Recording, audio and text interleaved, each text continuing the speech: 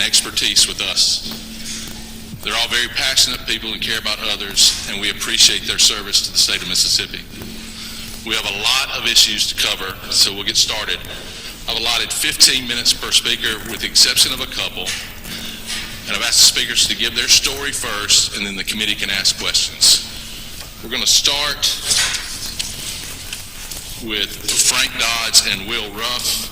They're with the LifeCorps Health Group, the HR Director, and the Grants Administrator. Gentlemen, it's yours.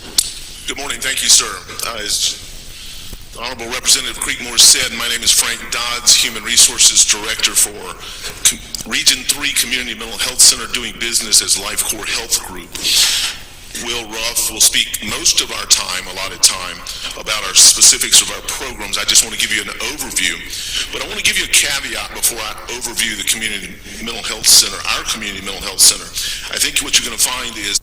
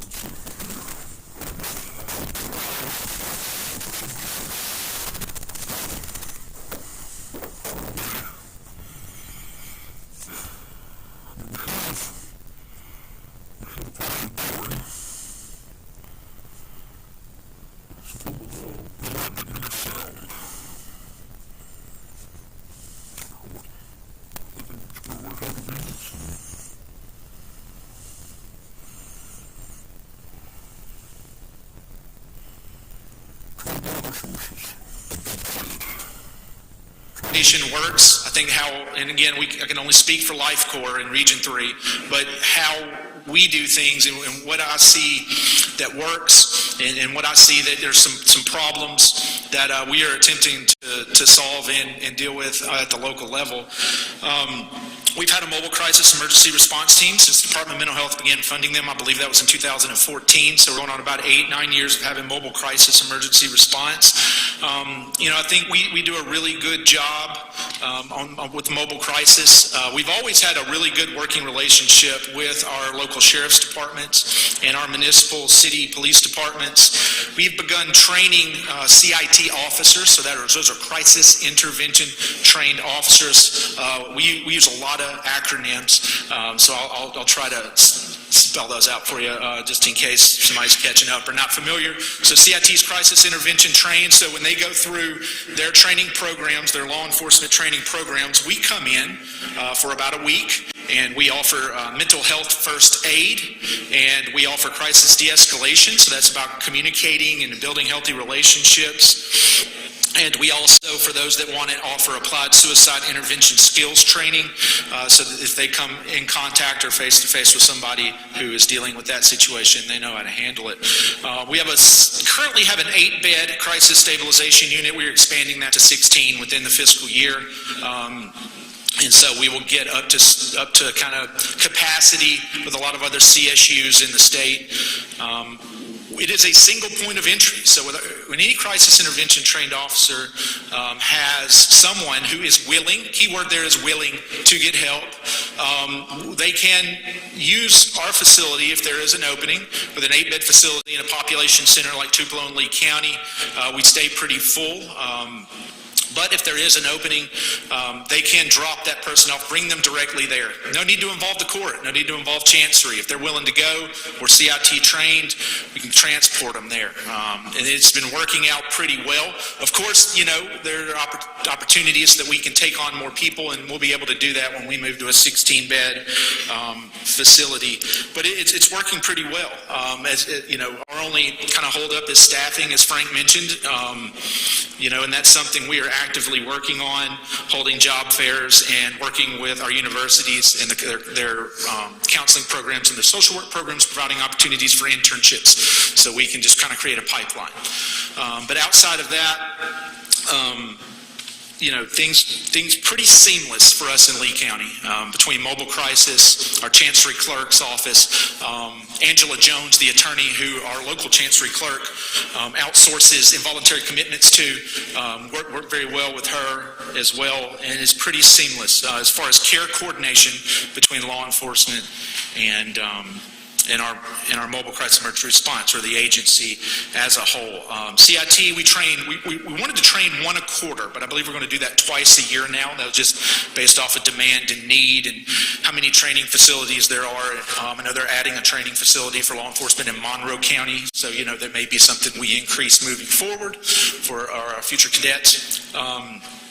But we've been doing that for, I believe, about 2 years with CIT. We use the Memphis model. It's a very effective model in helping law enforcement learn how to work with and help people who are in need with mental health issues. We also have a court liaison. This is a pilot program through the Department of Mental Health. We have one that serves Monroe, Itawamba, and Lee in our region, and on a person, and utilizing the services from DMH. We can do this locally. And so when I was a clinic manager in Benton County, we worked with Marlene McKenzie, who's the Chancery clerk in Benton County, and what we would do is she would contact me immediately. And this is how this works. And a lot of Chanceries, I can't speak for all of them and how everybody does business, they all do it differently. I mean, in our 7 counties, 3 of our Chancery clerks outsource their involuntary commitment process to a local attorney's office. So, we do it very differently just in our own neighborhood. But they would come to me and I would say, how did we get here? What's going on? Because if we follow the process, they're going to have a commitment filed, and anybody can file a commitment on anyone in the state of Mississippi. So we go take paperwork out, and then a writ is issued, and if the county jail will hold them, most will. Union County does not like doing it, and I understand why. They're not staffed with medical personnel to do so. But in our other counties, you are picked up and you are brought to the jail. All right, you've yet to have seen a judge, you've yet to have been evaluated, and most times not you were picked up and you were brought to a jail, or you were picked up and brought to our clinic in Tupelo to be assessed by a pre-evaluation screener. And so my argument with Marlene was, why can't you call me first? Let me see if I can weed this out, and so we can prevent somebody having to sit unnecessarily in jail. A lot of times with intellectual and developmental disabilities, because there's not enough space in our facilities statewide for people in crisis. Now, this is in crisis. Remember, we're talking about crisis here. And so working with them to say, hey, maybe, okay, they've missed their injection. Let's try to get them an injection, or just to try to dig through the problem and weed out the people that can receive services at the community level, and that we can work on those things without involving the courts and without committing somebody and taking their rights away briefly. So in counties where we're set up like that, it works. Now, say they get picked up, and this is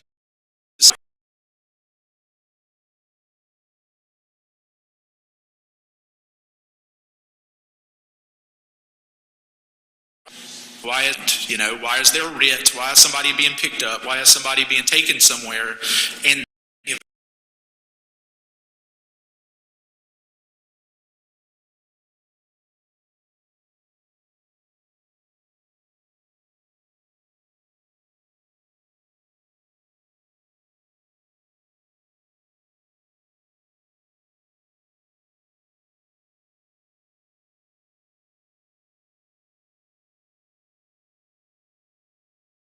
it's very important in helping us do that, and helping us divert people on the front end, because chanceries that are in those counties or the attorneys that are outsourced in those counties can contact our court liaison, and we can come in, and Debbie can come in and do a very good job of saying, you know what, this person's just missed some appointments. Let's make sure that they get the services, or we get up with their providers, whoever they may be with, and get them the services and divert them away from that with our diversion coordinator, which is another grant program that helps pretty much bridge them, keep up with it, make sure they don't fall through the cracks. This is what our diversion coordinator does. And that process for us, over the past, I'd say year, we've really ironed this out over the past year, is working very effectively. I look at all of our commitments, and I look at everyone that Debbie comes in contact with, and more times than not, we're diverting them out of state hospital system and getting them out of jail as quickly as possible. If they've committed a crime, sometimes we've got to get in front of a judge and say, hey, let's get them some help, and then we can come back and deal with the criminal situation on the back end. Or it was manifested because of the mental health issue. Can we just, deal with this through some type of treatment instead of in the courts? The two federal programs, Frank mentioned one, is our systems of care for our children. So we've designed it a lot like adult AOP, the old AOP programs, and we work with children and youth have come in contact with the juvenile justice system, and so they are mandated to come to our program for at minimum 6 months, usually 6 to 12 months, and we run them through a day treatment and really intensive wraparound services. With this federal grant, that's how we've designed it. So system of care can be kind of designed to meet whatever the needs assessment is of that region. And we determined, since there was no AOP programs anymore, that we were going to design it that way. And we're 1 year in, and everything's looking really good. We've served 120 youth in Lee and Pontotoc counties. We're expanding that program to Itawamba County currently. Jobs are out there, just trying to get people to apply for them. And then we will continue to expand that program into Union County, and then Union and Benton will be together just because of population. But then, and we were going to go into Monroe County, but the Department of Mental Health provided an AOP grant. We're going to utilize that and design it the same way to run the same program in Monroe County, just with DMH funds instead of federal funds. So that is what the SOC looks like. We just landed another federal grant called the CCBHC, Planning, Development, Implementation Grant. CCBHC is a new model for integrated care at the community mental health level that's being pushed out by the Substance Abuse and Mental Health Services Administration, or SAMHSA for short. And we have begun integrated care. Again, we are I'd say this is just me talking, but we're very blessed that we had a CEO a decade ago see that integrated care and under one roof with mental health care and pharmacy, like we have in Tupelo, was the future, and it is. And so, it's very difficult with someone with serious mental illness to ask them to go get labs from this clinic, to ask them to go get testing from another clinic, and then we're tying a case manager up to make sure that all gets done. Well, we can now and even further iron out those processes and become more efficient at it, be able to do that under one roof. It's like, hey, instead of going across town, I need you to go down the hall.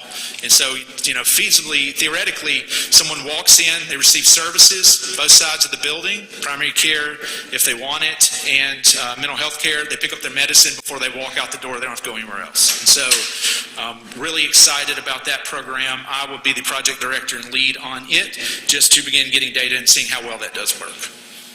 Well, I'm good. If you just stop right there, we'll have some time for some questions. How often do you meet? Are there regular meetings you have with law enforcement? Our mobile crisis emergency response team director, Mary Stacy, meets and talks with them, I would say, on a weekly basis almost. But are there any scheduled meetings that you have to go over protocol so that you can be consistent throughout your region? To my knowledge, I think quarterly. It's quarterly. Quarterly, so that does happen. It does. And the same with the chancery clerks? Those are very informal. I know there's some formal meetings statewide.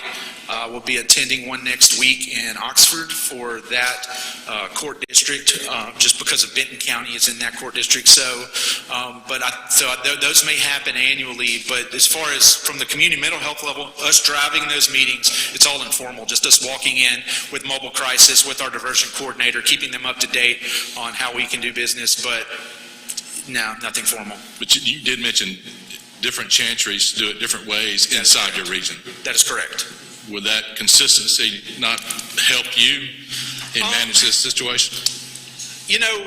We are ours do a pretty good job, and it's pretty consistent. It's just, you may have an attorney interpret the language of a law differently, or interpret something differently. So, other than that, though, I would say if there were, if chanceries or the folks that they outsource those responsibilities to did meet with us more often, and that we all were on the same page, I think it would be beneficial, especially in decreasing institutionalization and unnecessary contact with law enforcement in jail. There is a community mental health board that is over your Life Corps. Is that correct? It's a commission, yes. Commission. There's a commission member from each county that represents each county in our region. And who's elected onto the commission? Frank, can you speak on that? So, How do you get on the commission? Who appoints these Board of people? Supervisors. Yeah, The supervisors from each county nominate somebody to serve on our commission. One from each area. How long is their term? As long as they like, I suppose. Our Monroe County representative is Chief Bowen from Amory. If you're familiar with him, we had Miss Gloria Holland for years from Lee County, but she has recently relocated, so she's given up her seat. We've had some turnover. I've been with Life Corps. I was originally with the North Mississippi Regional Center over in Oxford, Department of Mental Health, and I've been with Life Corps about 4 years, and 3 of those seats have turned over, various situations, just needing to retire or relocation. Are there any requirements to be on the commission? No, not that I'm aware of. We have a good mix of, like I said, our Union County rep is Melissa Klassen, who's a counselor in the local school district there, and also married to a law enforcement officer, I believe, and she does a really good job for Union County. And so we do certainly take into account their background. Our Chickasaw County is Janine Freeman, who is involved in the courts, in the courthouses in both Okolona and Houston. And so certainly background does help, a familiarity with mental health and the issues facing Region 3 Life Corps. And Will, you mentioned, I believe it was Maureen, why do you go to law enforcement first? Why not come to us first? Have you been able to divert people from law enforcement Yeah, with the court liaison program, that was our main emphasis, is getting her attached to chancery clerks in the courts, explaining that, hey, we can divert these folks. And so to contact us and let us try to come in without even having to process the paperwork. You know, obviously there are going to be cases where somebody does not want the help. They very clearly need the help, and that is the only path to getting them help. But that has been the main emphasis in how we designed our court liaison program, is to do that. And so yes, it's working, especially in those counties. But we've replicated it in the counties that the court liaison doesn't cover, so that is pretty seamless across our agency. Now, the court liaison program, it's a special pilot program. Yes. I think there are only 3 in the state. Sure. And just explain how it's working for y'all. Okay, so our court liaison is a master's level social worker whose main job is to divert people from institutionalized care and from jails. And so we decided that we would pretty much, so used to our clinic managers would handle our local involuntary commitments. They were who we trained to be pre-evaluation screeners. They would be responsible in helping the chanceries, if they needed it, set up the physician evaluations that come secondary after the pre-evaluation screening. And so the court liaison program kind of folded into kind of something we were already doing, and took those responsibilities, because a clinic manager has many responsibilities. They're asked to be an outpatient therapist. They're asked to manage the clinic fiscally. They're asked to manage the employees that operate out of the clinic and all the programs within each clinic. And as Frank said, we have a clinic in every county but Union. So, you know, it's like, hey, we have somebody spending 10, 15% of their time on this. Let's take that, give it to the court liaison in that role, let them take it on so they can focus on it full time, because it seems to be a major focus statewide to do that. So let's try to, you know, get the diversion number where it needs to be utilized in that role, and it seems to be working. Like I said, I pull those reports and data monthly, and I read, Debbie does a really good job documenting, and from what I have seen, more times than not, we're getting people help and keeping them out of courts. Staffing, are y'all having trouble getting nurses and staff? Specifically, a vacancy rate in our adult services department, I looked at it yesterday, of 13%. In our children and youth services, our 2 biggest programs, they've got a vacancy rate of about 18%. Until recently, vacancy rate was not something we really had to worry about. That nothing we need specifically. Yes, sir. RNs, bachelor's and master's level social workers, and counselor, therapist, psychology, bachelor psychology, master psychology, bachelor's, master's social work, RNs. Those are where, and like Will had mentioned, we're doing a lot of internships, trying to create a pipeline. We've done job and career fairs this year. We've never had to do that. We've not done that before. We're using social media to get the word out. It's just, our turnover rate is above 30% right now. So we get them in. We might not can keep them. We have fabulous benefits, but the pay rate is different, and it's a struggle right now. But I don't know that that's not a struggle across the whole state. I don't know many industries that aren't hurting right now in the staffing area. And I speak to people nationally that are CCBHC project directors, and this is a regional issue as well, and a national issue is just staffing shortages in healthcare, and all sections of it is from what I'm hearing. Questions from the committee?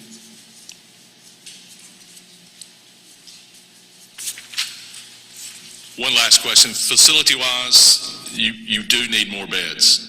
Am I hearing that correctly? Well, we're trying to expand the crisis stabilization unit from 8 to 16 beds. We have a building. It's 2 buildings there, but we have a program in the other building. Our PAC team, which is a program for assertive community treatment, another fabulous program that we have, is currently housed in the other building on that site. So we need a building to put the PAC team into. we've got that building already, but we've got to move the SOC people out of that building to get the PAC team. So it's just a lot of dominoes. Again, as Will mentioned, we hope to have all this done by the end of the year, by the end of our fiscal year, which our fiscal year begins in October. And so that is our goal for this year, is to move the PAC team so that we can open up those other 8 beds, which is going to cause another program to have to displace also.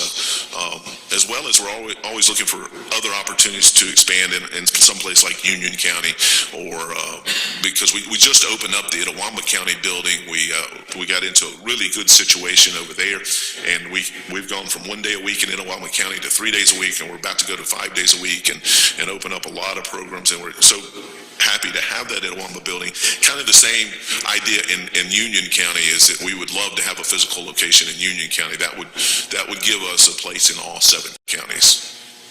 All right. Any other questions? Mr. Dodds, I'm sorry.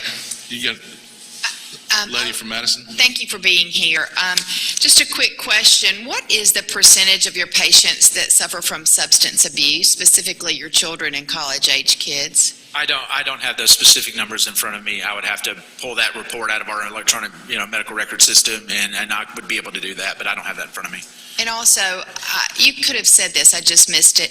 Do you serve other people outside of the 7 counties that you serve? Say, Yes. Prentiss County needed help, you would see those people?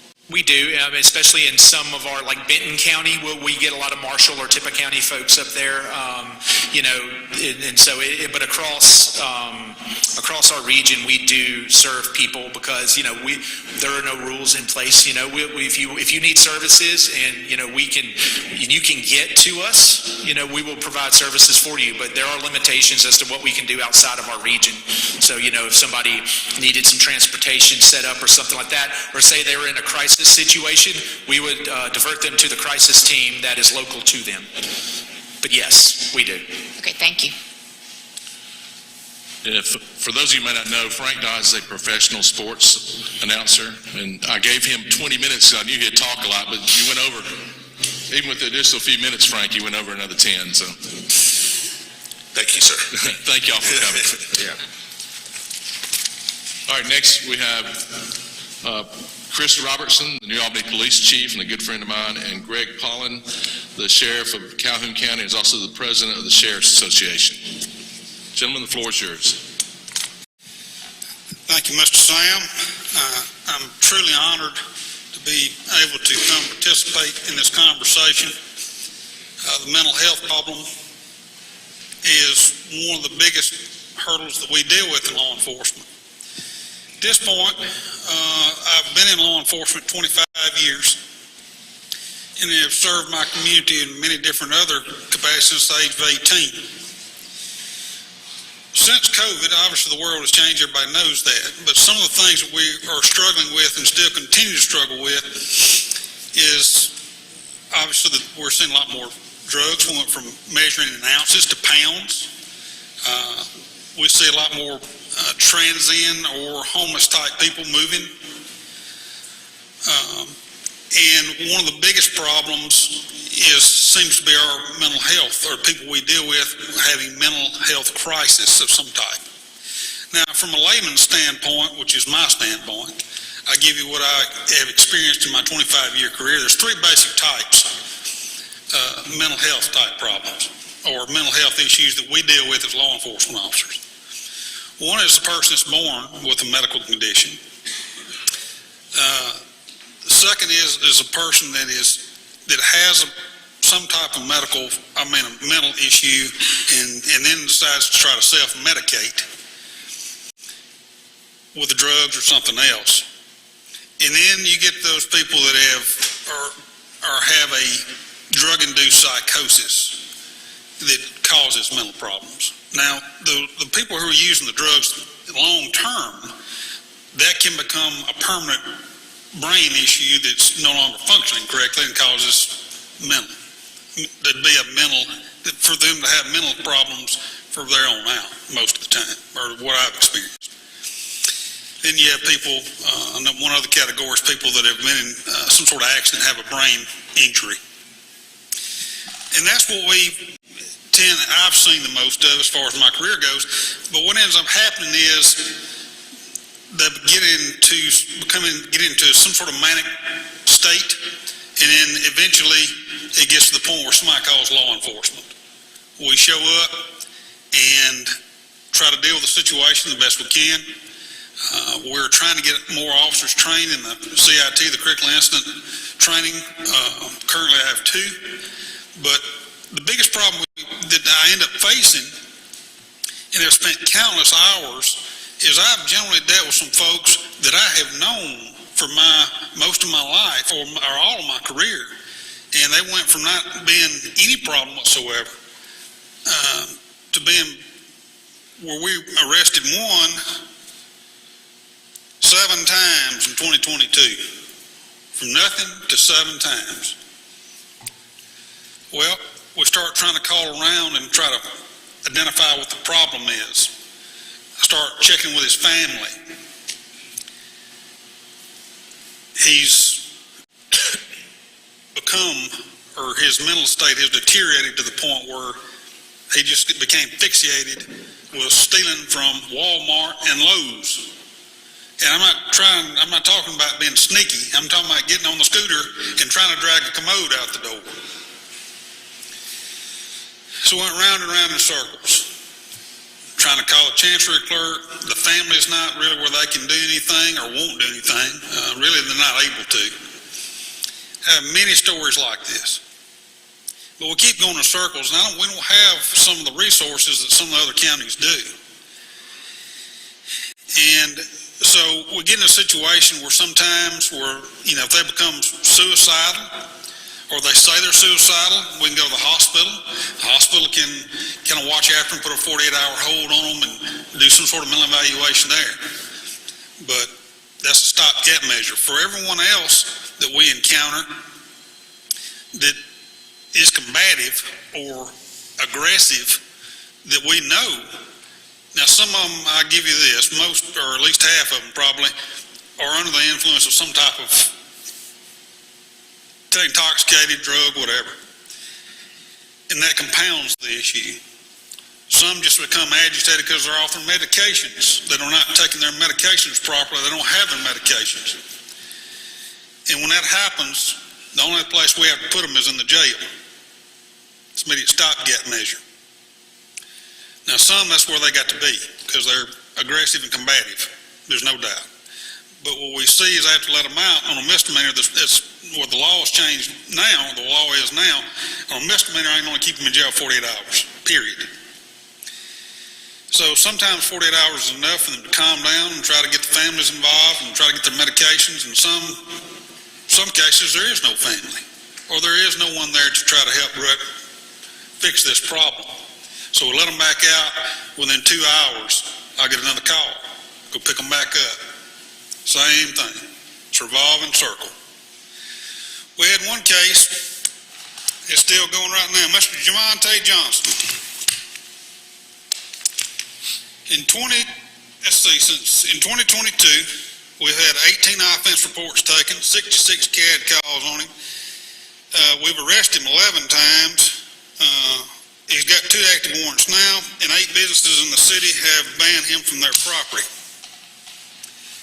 Javante's 25 years old. His parents really don't want anything to do with him anymore. He's constantly moving from one place to the next. Now, what I will tell you is when Javante is on his medication, he's lucid and you can have an intelligent conversation with him. When he's not on his medication, that's completely not what happens. He's not really combative, but he's aggressive. He's the guy that you'll see out in the bank parking lot preaching to the curb. That guy. He's 25 years old. We've tried everything that we know to do. We've sent him to a halfway house. We try to get him in touch with Life Corps. The same problem keeps going around in a circle. We get him help, get him medication. He comes back out, has no one to help regulate, gets off his medication, and it's just a big circle. Just a big circle. So anything we can do to get more resources and another avenue for us as law enforcement to be able to help fix some of this. Be better off much better off in the long run for them and for us. Some of the worst cases that you've seen in the last 10 years, as far as national news coverage on terrible incidents, most of those people had some sort of medical or mental illness or a mental factor was involved. And we all want to try to prevent those things from happening. So without the resources, police in most communities, or law enforcement in most communities, are the stopgap measure, and that's kind of how it is. So anything y'all can do to help us, we appreciate it. I'm going to give the rest of my time to Sheriff Greg Poland. Good morning. Thank you for the opportunity to be here. I am the sheriff in Calhoun County, which is a small rural county in northeast Mississippi. I'm also the president of the Mississippi Sheriff's Association, so I represent the 82 sheriffs, but I come to this meeting from a very different perspective, especially from the gentleman that started this. I have the utmost respect for what they do, for what they said. I have had some dealings with Life Corps. I am not in their seven county district. I wish I was for Calhoun County because I don't have the things that he was talking about. My perspective on this is from a sheriff who runs a jail. I have a brother sheriff in the back that runs a jail. It seems like we, as a general rule, are the mental health facilities in most counties, which is so unfortunate.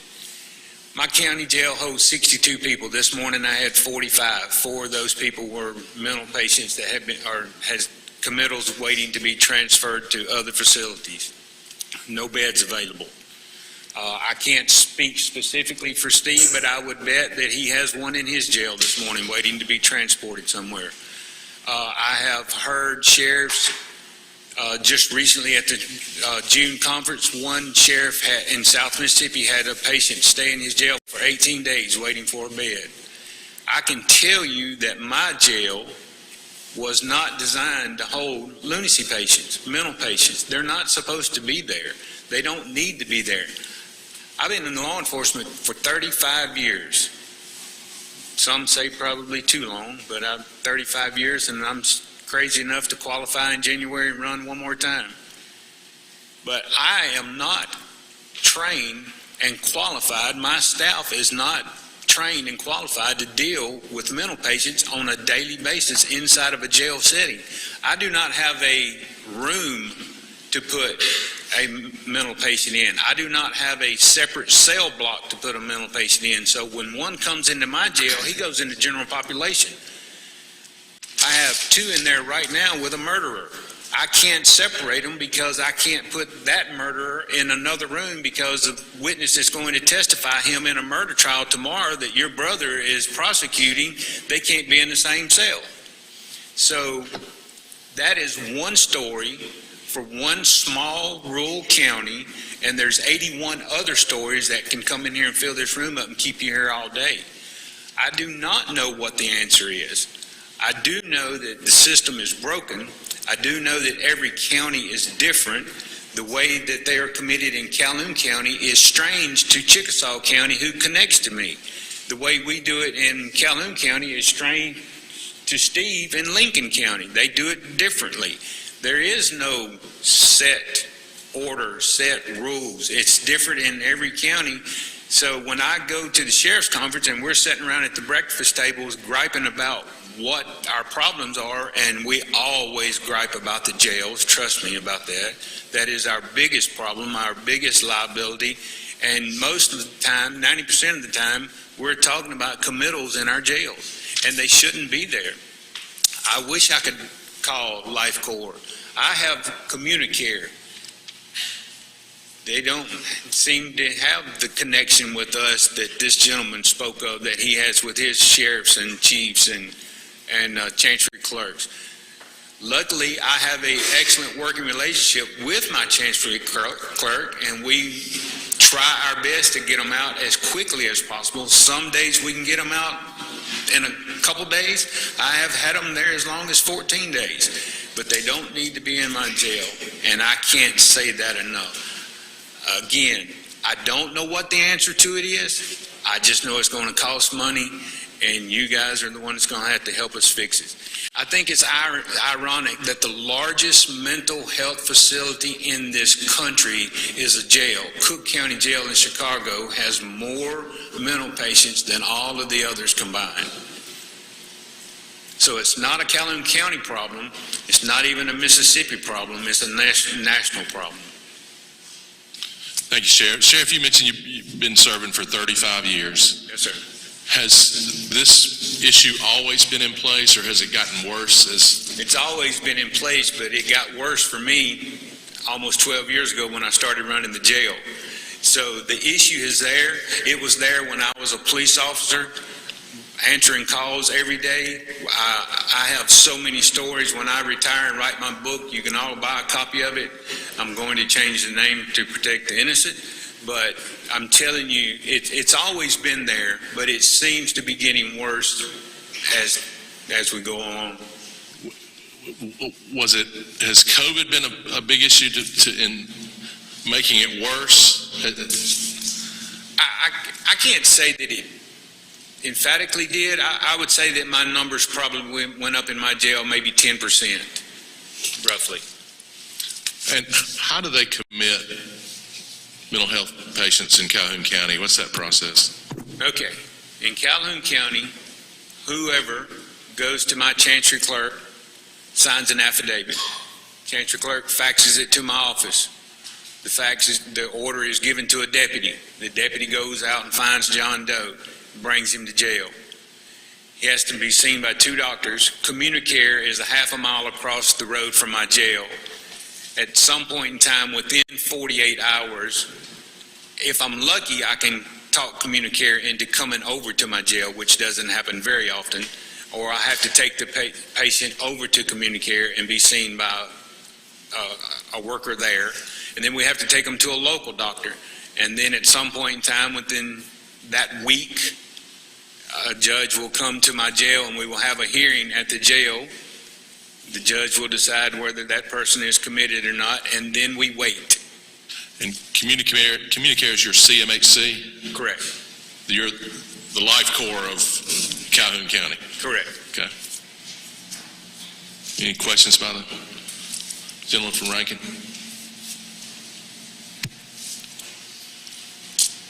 Do the majority of the cases that you deal with, do they originate in Chancery Court, or do they originate with your officers going to a situation? I would say 70% of them, I don't have the exact numbers, I'm just giving you an educated guess here. Probably 70% of them originate through the Chancery Court system. And then the other 30 is my deputies out on call, or the local municipalities bringing them to us, or That's what I was going to say. The chief was talking about the issues he was having with the revolving doors, with the people going in and stealing something today and going right back 2 hours later doing it.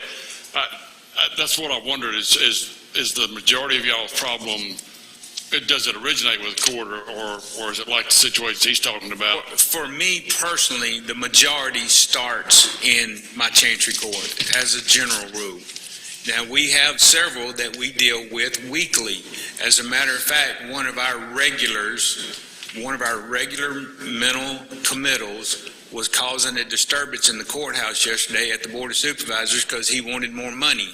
So we had to take him down to my jail during a supervisor's board meeting. But most of ours start at the Chancery level.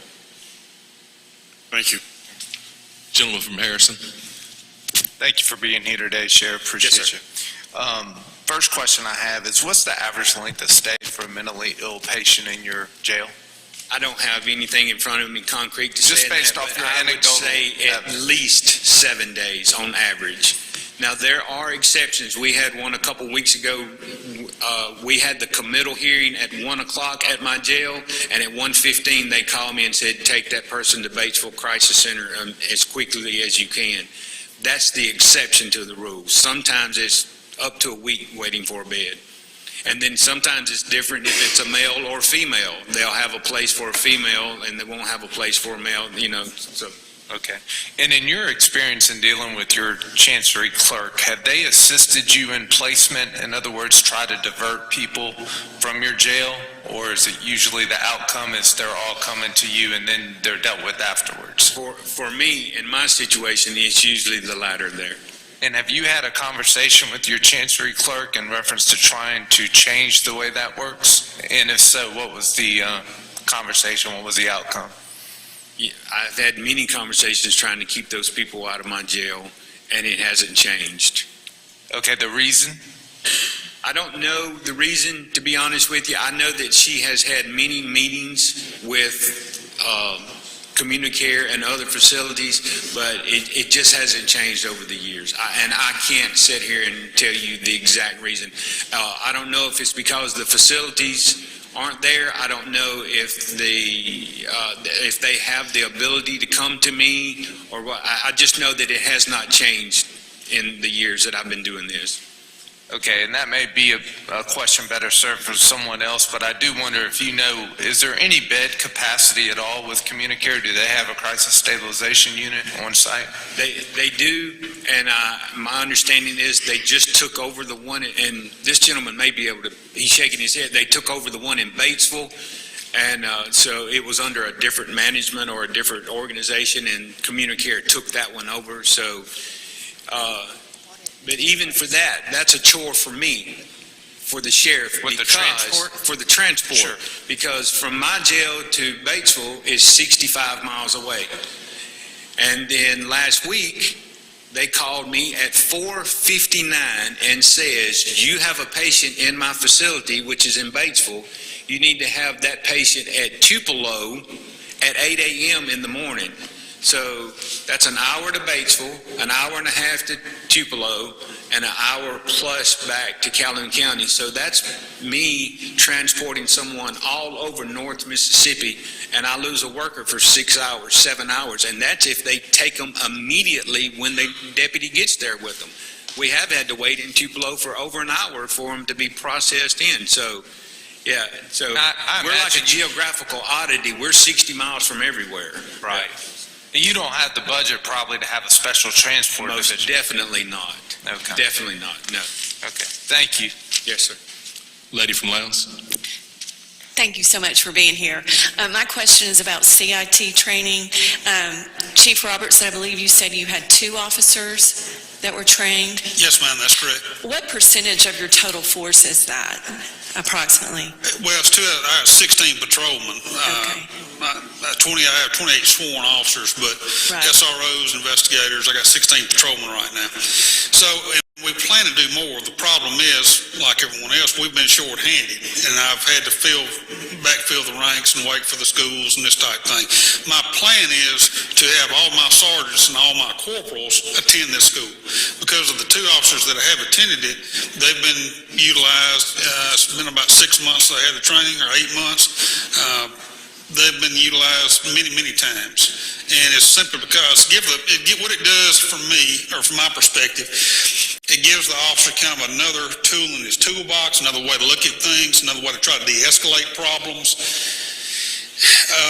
In the old days, Sheriff Poland, I'm sure remembers, they used to teach verbal judo, and this is kind of some of that. But it gives a way to try to de-escalate. Sometimes it works, sometimes it does not, but it gives the officer another tool.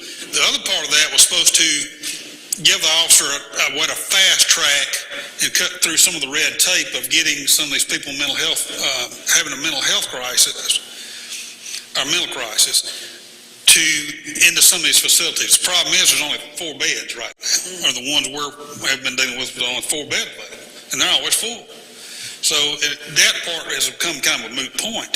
So without more beds and more resources, I can have my entire department trained, and I will agree unequivocally that I will say I'd rather have them every tool at their disposal they can have, and it'll be better.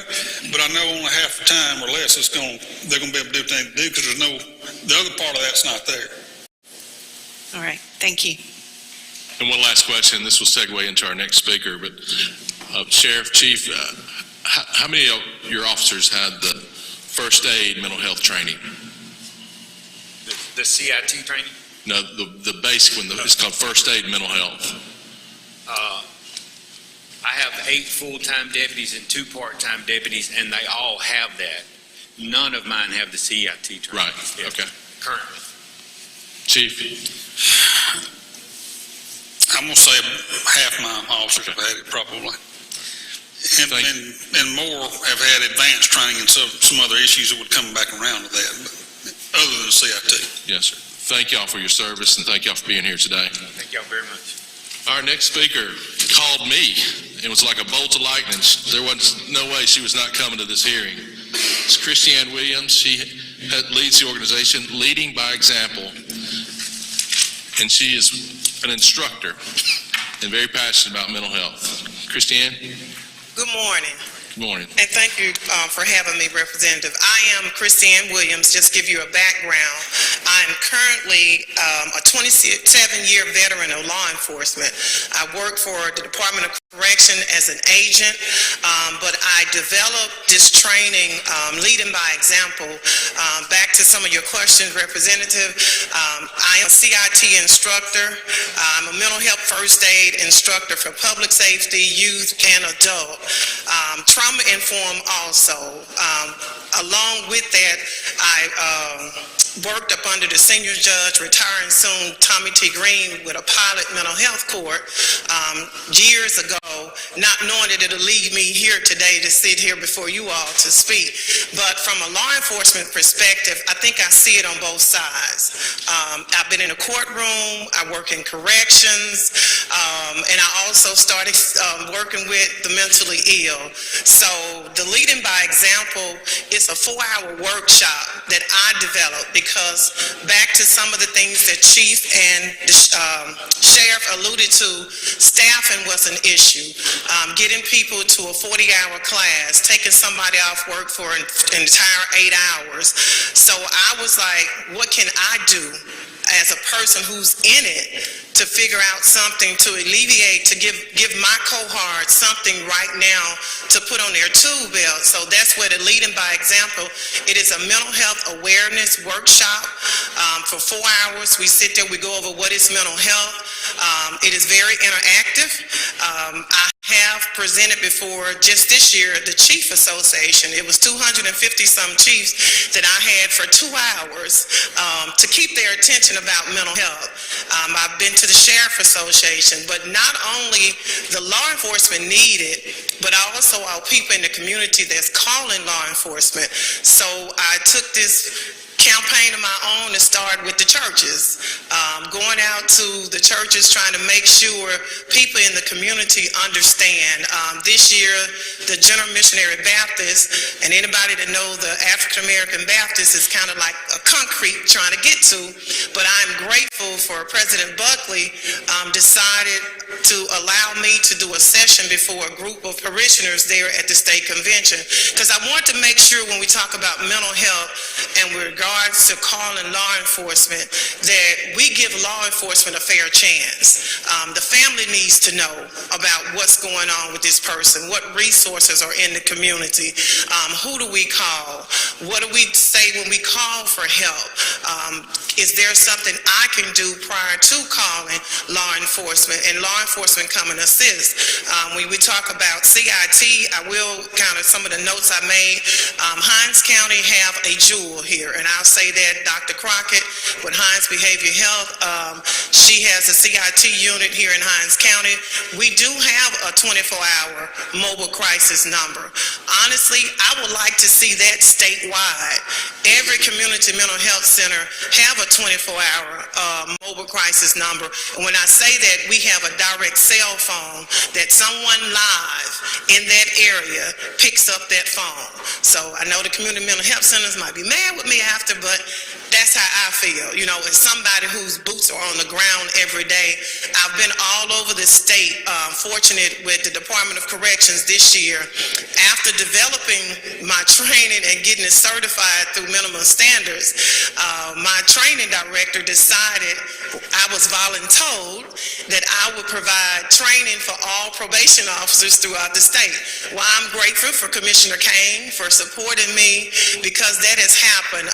Come Thursday, I will complete I had 14 classes that I've done from the top of Mississippi to the bottom. So come Thursday, I'll complete class number 14, Commissioner. I'll be done. But it was important. We want to change the dynamics of what probation and parole look like, because we are right there dealing with the people coming out of the prisons, dealing with societal problems they may encounter, once they get out, what stresses they're having, if they already had a mental health condition prior to going in. He wanted to make sure our people was tasked with resources of what to do, how to assist, so we won't have anybody going back in. So, like I said, we've done that with the Department of Corrections. I've kind of been all over everywhere. Director Bailey from the Department of Mental Health actually endorsed the training. When I first started, I called her and I said, Wendy, I want to run something past you. This is what I've come up with. What do you think about it? And she was like, go for it. So it has led me from there to here. So I am open for questions. My training, I don't mind traveling. I'm at the empty nest point of my life, so I can move around.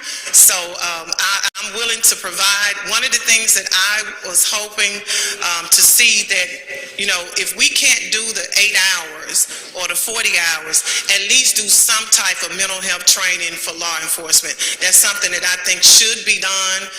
It should be required. So the police will be mad with me also. But I just think we need to do it, because it's not the point if you encounter someone with mental illness, it's when. So that's kind of my spiel, and I'm open for any questions or comments. Thank you so much. I appreciate your passion. But the 24-hour person on call, that's happening right now in Hinds County? Yes, sir. It's the mobile crisis unit. It's being up under Dr. Crockett with Hinds Behavior Health. They have a cell phone, and it's Hinds County. If you call the mobile crisis unit, it's a direct cell phone, and someone from that unit is going to pick up. And within 60 minutes, they will be in the inner city. Within 90 minutes, they can answer out in the county. So, yes, sir, that is happening right now in Hinds County. Okay. But that's not just unique to Hinds County. There are other CMHCs or regions that have that, but not all have that. Am I correct? They all have mobile crisis, but I don't know about the cell phone and the direct person answering the phone. That's interesting. Thank you. And that has made the difference. I think when a lot of people can actually talk to an individual right there, when they pick the phone up and call, it's a live number. And do you do the first aid mental health training as well? Yes, sir. And would you see it being advantageous for every law enforcement officer to have that first aid mental health training? Yes, sir. For the 8 hours, yes, every law enforcement officer would need it. But one of the things, when we did go to minimum standards, there was a cost. Just to be quite frank, the manuals that you have to go along with mental health first aid, I think they're right at $25 to $30 now. I'm not sure the exact price, but I know that's what the state academies was saying. It was costly because every class that come through, they will have to repurchase the manuals. So we tried to figure out how we could utilize the same manuals, but according to the American Mental Health Association, they wanted us to repurchase manuals for each class. And you work closely with the Department of Mental Health? Yes, sir. Great, thank you. Any questions by the committee? Gentleman from Harrison. Thank you for the energy and the passion that you're putting into this. Certainly appreciate it. I guess my one question would be, if there was one glaring change that you see that needs to be made in the state mental health system, what would you say that would be? Related to law enforcement? In general? Just from what you see coming into contact with everything that you come into contact each day and what you do? To be honest, Director Bailey and them have taken it in a direction I didn't think it would go. They are out in the community. I think it's more so we need to receive it. because they're actually putting it out. The community need to receive it more. And I can say that because I have had pushback even in my profession, you know, and going out and you know, I'm very transparent, especially within the African American community. We have to take a more proactive approach when it comes to mental health. Some of the crimes that we're having, it is because it's not early intervention. And we're going to have to just take that honest assessment of what exactly is going on, getting into our schools at an early age when we start to see problems or things that's going about, that we make sure that we give these children and the parents and also our educators the tools to be able to make sure we get them the proper help. So what I hear you saying is Director Bailey and Department of Mental Health is doing a fabulous job. Yes, sir. And that we just, as each community, just needs to take advantage of the community-based resources that they're putting out there to help with the mental health. Yes, sir, because a lot of times when I start telling people, you know, we have these resources, or you can go, what I call the one-stop shop, go and click on the map of the Department of Mental Health, and it'll tell you what resources are available in your area. A lot of people is not aware of that. So that's what I always, you know, my training is on the back end is more resource and information, what resources are out. So I try to make sure I stay in contact with her and her staff on a constant basis to make sure when I go out and do these presentations that I'm giving them the most accurate information that's available. Thank you. Any other questions? Thank you, Christiane, for being here. Yes, sir. Thank you. Appreciate your testimony. All right, next we're going to hear from the Chancery clerks. We got three superstars in the state of Mississippi as far as Chancery clerks go, and Steve Amos, Bubba Pounds, and Bill Benson.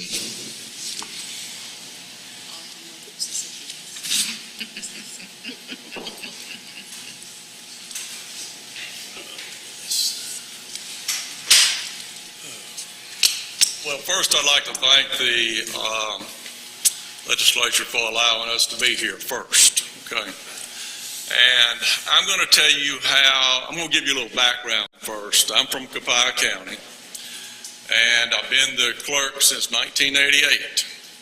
I've been under 4 different chancellors. The population in our county is around 28,500. We got 5 doctors in our county with 2 nurse practitioners. The judge, my present judge, he doesn't really do the commitments. He has 3 special masters appointed in Copiah County to do them.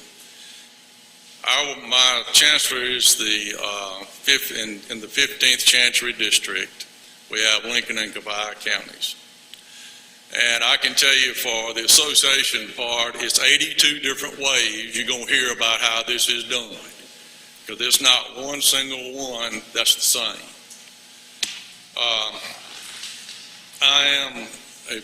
Copiah County is a member of Region 8 here in the state, and I am a commissioner of Region 8 for Copiah County.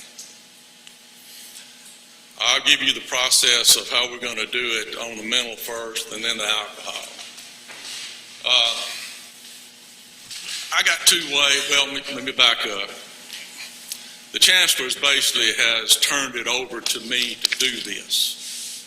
And I'm not bragging or nothing, but that's just how it is. If an individual comes in or either calls me, I'm the person who they're going to see. I do all the commitments personally. They're going to come in and I'm going to sit them down and I'm going to talk to them first to see what they have and make sure that they have firsthand knowledge, that they know what they're talking about, and to be able to go in front of a judge or special master to tell this. Whenever they do that, I'm going to determine whether or not, we do have a commitment or we don't. one of my deputies actually fills the paperwork out. If an individual comes in at 8:30 this morning, we're going to start with that. My lady will do the paperwork. While she's doing the paperwork, I call our public defender. I will call the 2 doctors in the county, and I will also call Region 8 to let them know that we have an individual that we need meeting. Whenever the paperwork is done, the lady will call the sheriff's department. They will come and pick the paperwork up. They will go out and pick that individual up. Now, on certain occasions, it might take a little longer because we might not be able to find them. But they're going to take that individual to the Region 8 first for an assessment. They will take them down to the doctors for their assessment, and then they will bring them to the actual Chancery building for the hearing. The special master will be there, the witnesses will be there, public defender will be there, I'll be there tape recording it, and the individual who is there. It's one thing that I do ahead of time, though, that I met with the doctors years ago, and I asked them, what could we do to make this process better for you? And they all said, we would like to talk to the person who signs those papers. We want to find out why they signed these papers so we can get a little background. And when the individual does come in there, they're going to confront that individual about what has been said, and they want to see the reaction of that individual. And then they'll do their certificate. But they'll bring them, the sheriff's department will bring them in for the hearing. Hearing might last 15 minutes, it might last 30 minutes. We will have the Region 8 representative there to testify also. And in the meantime, from the time that we actually start the process, Region 8 is going to find a bed, because we do not put anybody in jail. We do not do it. I do not charge anybody for this process. Years ago, I used to charge until I just kept seeing people coming in there. You can afford it, but you want to sign an affidavit, a pauper's oath. These people over here, they're paying, they can't afford it. So I said, fine, I'm going to treat everybody the same, and everybody is going to have to, this is what's going to happen. Nobody's going to pay. Board of Supervisors pays for it. I get my statutory fee for the commitment, $150. They also pay the doctors. We pay the doctors $50 a piece for their assessment, and the public defender, we have a contract that the county has with them on a yearly basis that they're paid for. When the actual hearing is over, Region 8 is going to have a bed for that individual. And the process, hopefully, if you come in at 8:30 in the morning, we're going to be through by 1 or 1:30 that afternoon. And that person will be taken from the court to the facility that we have. We have a crisis center in Brookhaven that we send people to, and we also have contacts in Jackson at Merit Health in Jackson and Vicksburg. That is our process for the mental.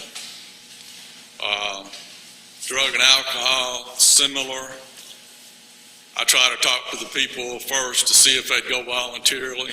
Region 8 has a drug and alcohol center for men in Mendenhall. They have one also in Hazelhurst for the women. If they go voluntarily, I can make a few phone calls myself and secure a bed within a couple of days, maybe the same day. I did 3 yesterday. I had 2 of them beds yesterday. One of them stayed 3 hours and walked out. But I don't charge for that either. They stay at Region 8 for 30 to 45 days. That's the process. I guess it's about all I can say. That's the way we do that. Thank you, Mr. Amos. You mentioned no mental health patient goes to jail. That is correct. But on one little caveat, if we have a hearing and it is at a shift change, that individual might go to the jail and sit in a car or go sit in a day room for 10 or 15 minutes until we can get the individual transported to that facility. That's the only time. I'm just curious, Mr. Pounds and Mr. Benson, would this process work in y'all's district? Which y'all got good districts, and the Life Corps is part of yours, Mr. Benson. Could that process work? We do house people in the jail. We do not. The crisis beds help. They've made a big difference. Another 8 will make another big difference. It's one of the things, if you build it, they'll come. I think we could fill one up, but we've got to have a place for them to go. And that's not always the case. Yes. I do, well, on a different topic quickly, court liaisons. We're also one of the pilot programs in the court liaison process. That has been a tremendous help in our county. I do outsource. I'm one of the counties who uses an attorney to process everyone and made her a deputy clerk. However, since April, we've had just under 100 commitments. 27 of those have been diverted. So right at 30%.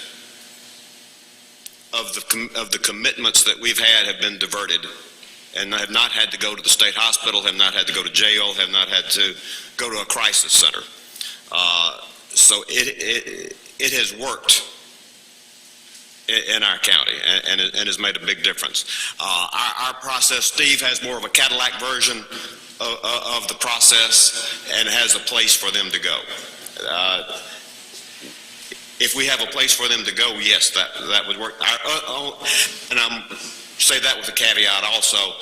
That is assuming we can have the doctors to see them that quickly. That even though even though Tupelo has a medical facility with doctors and nurses and nurse practitioners, you aren't run with people who want to come and sign those affidavits. Yes, sir. That can be an issue. They've got their own, the law was changed several years ago that allowed nurse practitioners to sign. That's great. If you can get one who will come. Yes, sir. Do that. So that can hold up the process at times also. A question on the liaison, is that just Lee County? Lee, Monroe, and Itawamba. But that would be 3 liaisons or 1? My understanding is 1 liaison who services all three counties. And it's been a pilot program that started approximately first of the year.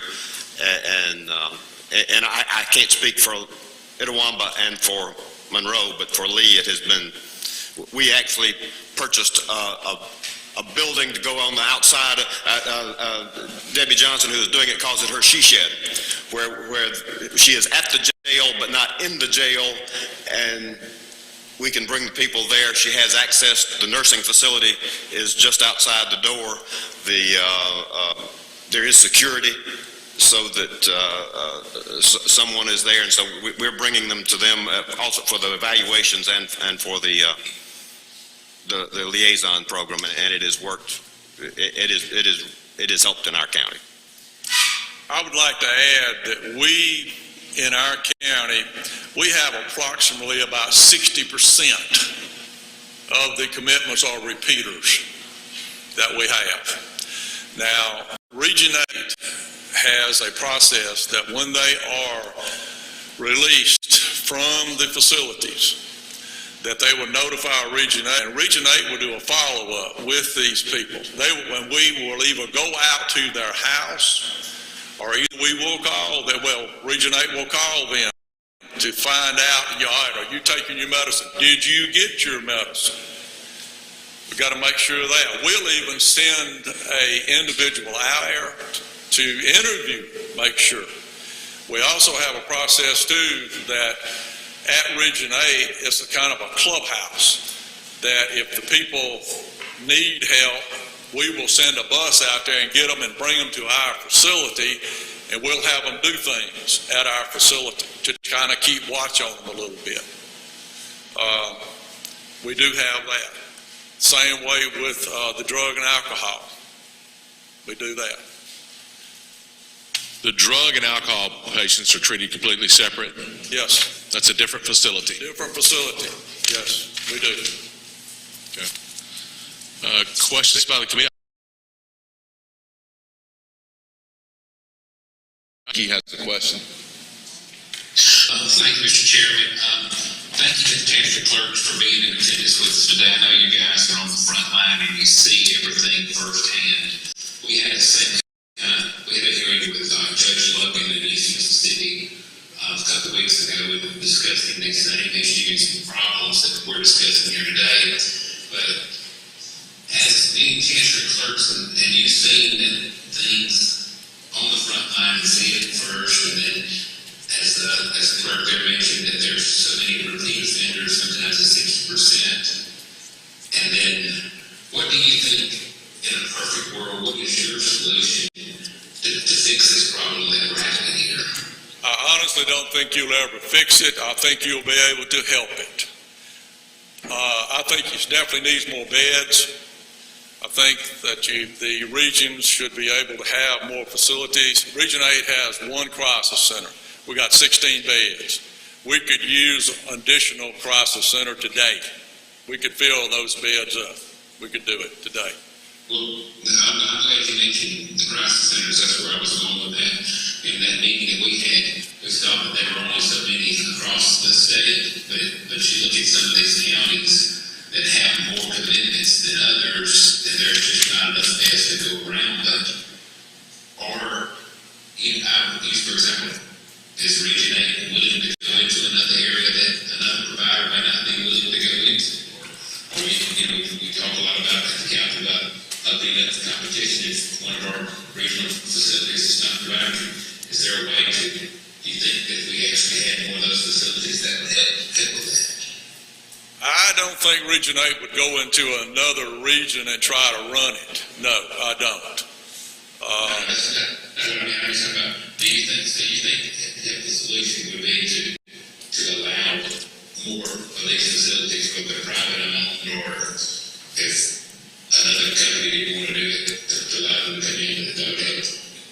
No, I think that the state should build more crisis centers in each of the regions and require them to build those facilities and to help maintain them on a yearly basis. And that would take so much pressure off Whitfield, for one thing, and you would keep the process local when you do it like that.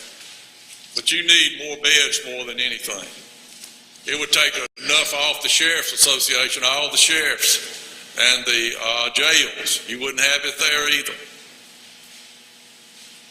Another thing you need more than the beds that's available at Meridian and Whitfield concerning drug and alcohol. You need that.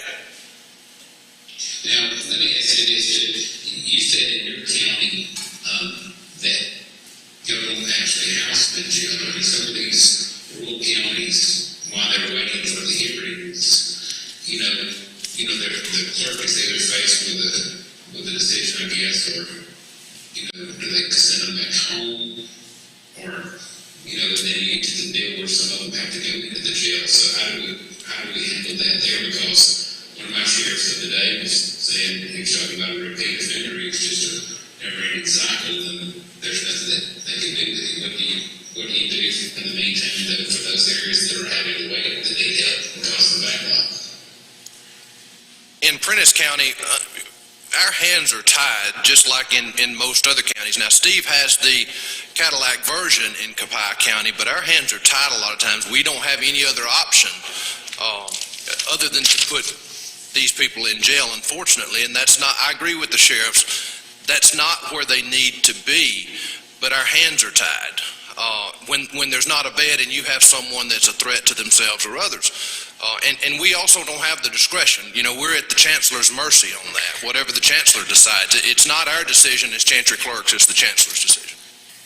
I'm sure you're from a rural area, just like I'm from, so. That's right. You see the reality that we're dealing with, so.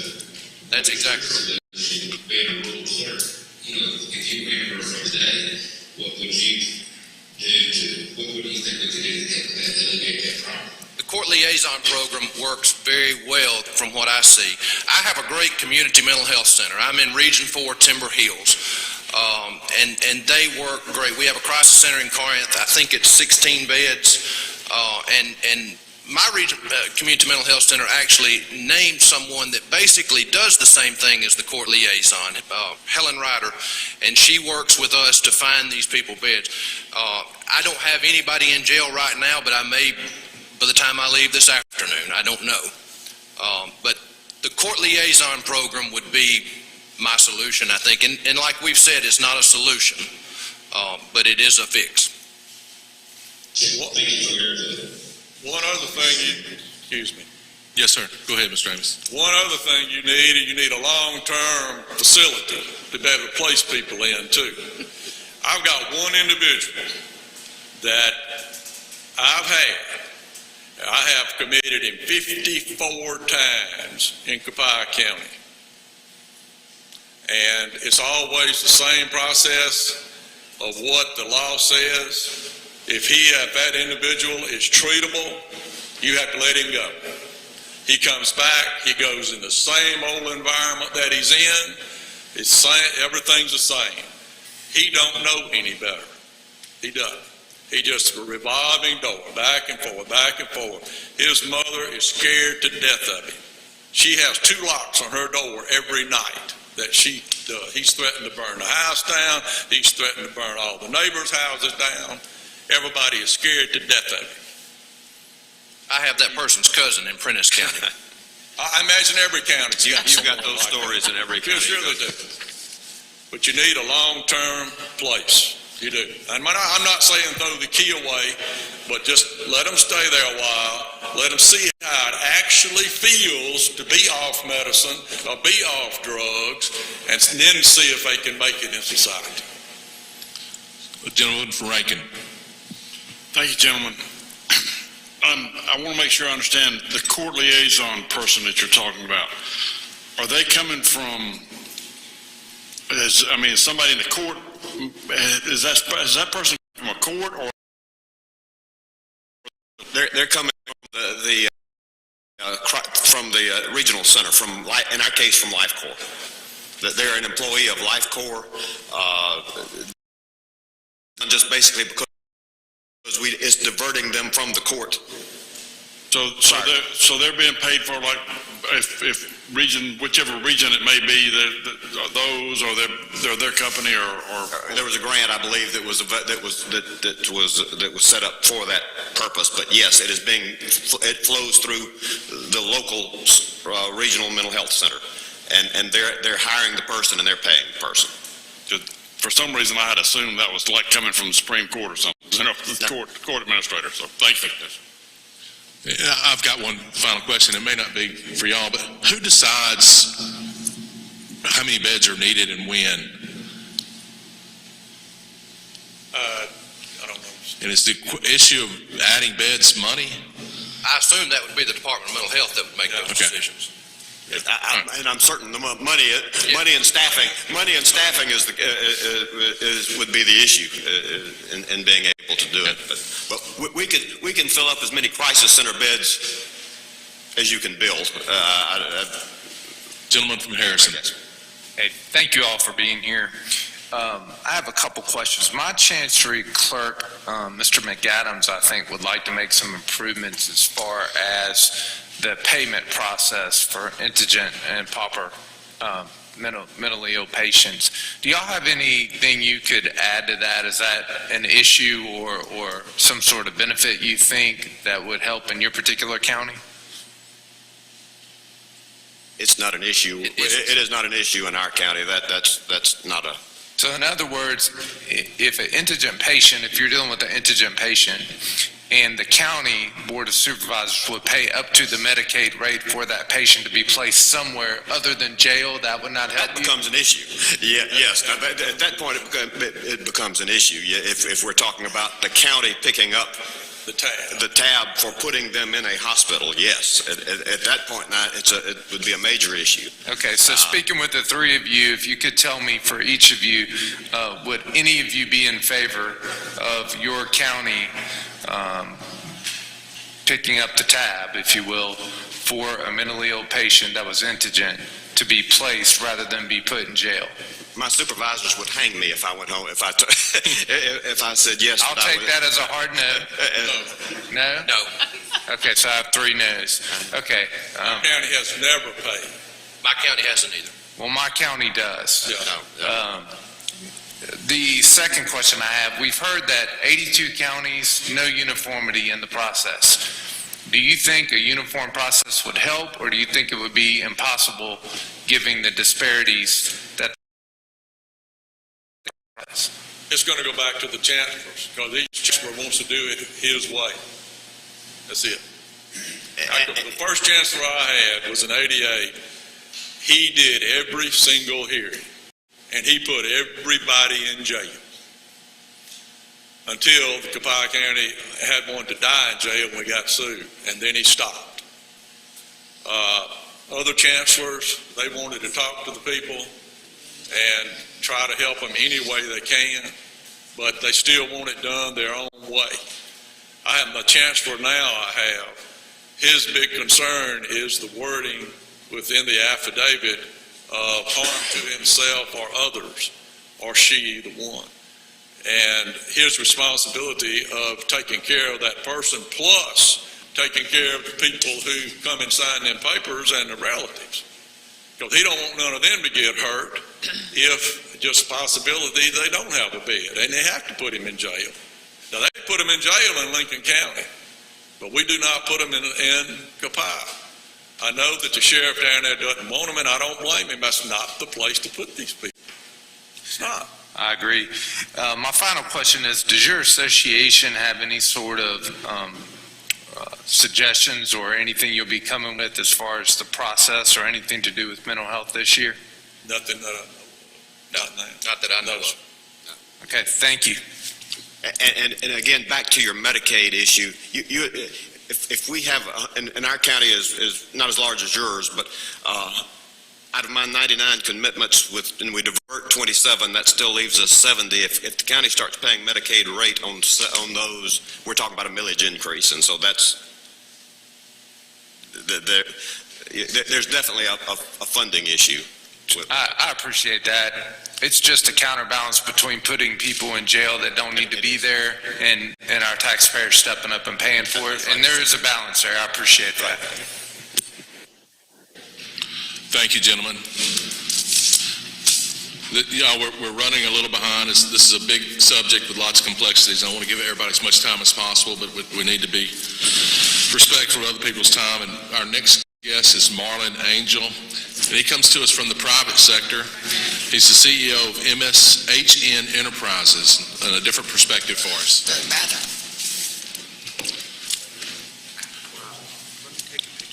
Mr. Angel, if you'll just give us maybe 5 minutes, let people use the restroom. Okay.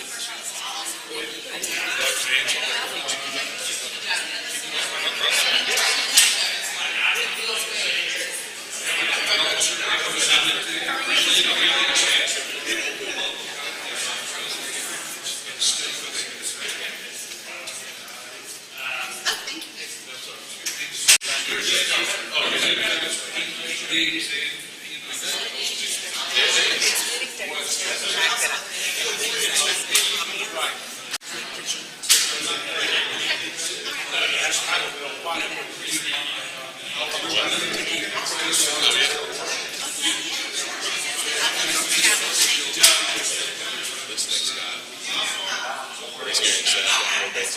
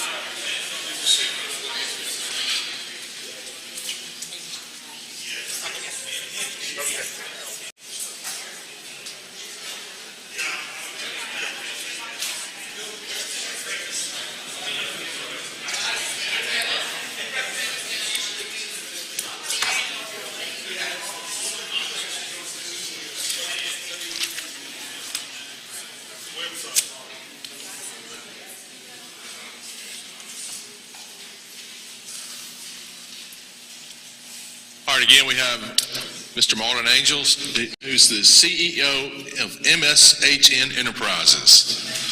Good morning, and thank you for letting me share what we do in Tennessee with you this morning. Yes, sir. It's been really interesting hearing the complexity of community mental health, and I think we all understand in this room that it's everybody's problem. It's a community problem, and I don't have one solution. There's not one solution. There's not one size that fits all. We talk about community mental health, but we do provide housing services for about 500 individuals across the state of Tennessee. It's paid for by the Medicaid system through the MCOs. I'll share a little bit more about that. John Morgan, I think, is distributing a handout that, if you don't mind going through this as I speak, will help you follow the order of what we've done over the past 21 years when housing became an option in our state. You know, just as I worked in the VA system, VA hospital system, for 35 years of my career, and I saw the problems that a lot of veterans had with long-term mental health issues created, and sometimes due to PTSD and other mental health conditions. Saw a lot of people become homeless, and I wanted to help in the private sector in resolving at least that part of the issue for people that suffer from long-term and/or persistent mental health. We're fortunate to have a managed care system, as you do, in Mississippi to manage Medicaid dollars. And about 22 years ago, I started working with a person by the name of Marie Williams, who was the architect, really, of the supportive living program that's paid by Medicaid in the state of Tennessee. We started with one home in Memphis, Tennessee, and I heard a comment earlier about recidivism. I wanted to share with you that my first admission, and I think I can use the first name, Sheila, was admitted my first home in Memphis in 2001, in June of 2001. She now is in a home of mine in another city at a different level of supportive living. She's been with us for 21 years. Before she came into our home, she had 67 episodes of emergency department and hospitalization in the year prior to coming into our housing. For the first 3 years that she lived in our home, she had no episodes that required emergency department or hospital care. She also survived COVID, was an individual that really got sick with COVID a few years ago, right during the start of the pandemic. And when she came out of a coma, the first thing she asked was when could she go home to the MSHN home that she was residing in. So let me talk a little bit about how this works. As I told you, we have 500 beds across the state that started in Memphis in 2001. I made an acquisition from another company about 6 years ago that expanded our housing.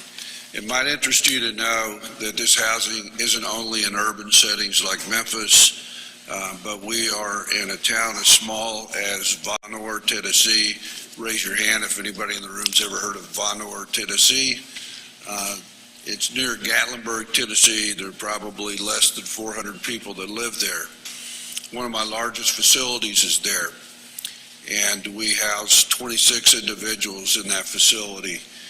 We provide supportive housing at 4 different levels based on patients' needs, ranging from a basic to a very intense housing that requires daily nursing oversight. So I have nurses on staff 24/7 in those homes. I wanted to share with you a little bit about the training of our staff. We have more than 450 staff on board right now in our homes, and we're operating 37 homes across the state right now. Every individual that works in homes is trained in these areas. Non-aggressive psychological physical intervention, this is called DAPI. We never take down, we never hold, we never physically restrain anyone that lives in our homes. They're there voluntarily, and generally they have been referred from either a court system, a community mental health agency, a hospital at time of discharge, or by a family that needs help in housing the individual. Our folks also receive medication administration, defensive driving, suicide prevention, HIPAA. They attend a course, what is schizophrenia, what is bipolar. They're trained in fire safety, dignity and respect, assertive community treatment, dual diagnosis, cultural diversity, Title VI, and de-escalation.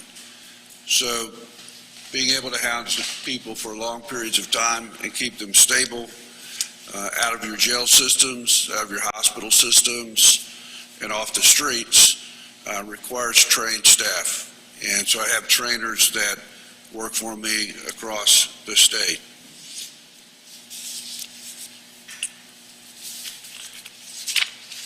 If you will, turn to about page 5, the Medicaid I just want to touch on this, especially after hearing some of the things I've heard this morning. Again, housing individuals with long-term mental illness in long-term housing isn't the panacea for community mental health, but it has proven to really reduce multiple hospitalizations and inpatient services. It reduces emergency department visits. It reduces incarcerations that we've heard about this morning. It reduces homelessness, and it also increases the lifespan of individuals that are dealing with long-term or persistent mental illness. You'll turn to the next page, the second page on Medicaid. After 2 years of running this program, I asked the Director of Mental Health, Marie Williams, to look at whether or not this is a cost-effective program. I know everyone's interested in the cost of this, and certainly individuals with long-term mental illness are costly to us in a number of ways. 5 individuals were looked at just recently. This study was done in 2019. The 5 individuals that the state pulled at random that live in our homes they lived with us following admission into our housing program. They had 0 hospital visits. The Medicaid cost of our program was $358,440. So this random pool of 5 individuals, you can see there was a cost avoidance to Medicaid of $1.1 million. Now, many of these individuals I've heard asked about substance abuse. About 50% of the individuals living in our homes have had a history of substance abuse. Alcohol and drugs are not allowed in any of our homes. If individuals are still in an acute or crisis situation, the community mental health partners that we work with provide the therapy and the treatment that they need for the substance abuse issues. We provide groups, we provide psychosocial rehab 20 hours a week within our homes. So for individuals that do have substance abuse issues, we'll provide specialized groups training for them within the home.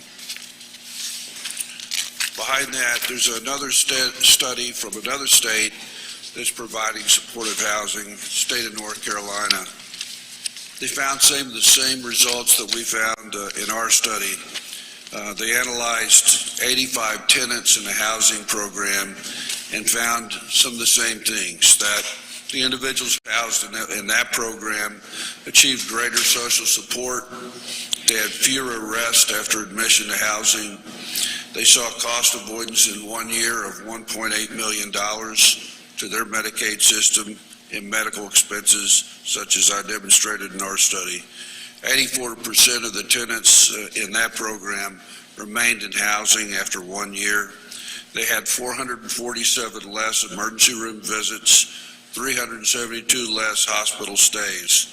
Hospital stays prior to going into housing averaged $41,500. After going into housing, those hospital stays were reduced to $12,472. So although there's an upfront cost for a supportive housing program, your Medicaid program, it is offset by the stability that housing provides for these individuals. You see on the next page just an example of something that we do, and that's provide 3 meals, 2 snacks a day. We post menus in each home, and those are required to come into the central office so we can see how we're feeding the people that live in our homes. This is a very mature organization. As you know, I worked in hospital systems for a long time. In a federal system, there are many, many regulations, so I was well prepared to work within a state system system where these homes are regulated by the Department of Mental Health. Also, the MCOs, the insurers, the people that pay us are welcome to come in and inspect and see our work at any time, and they do that.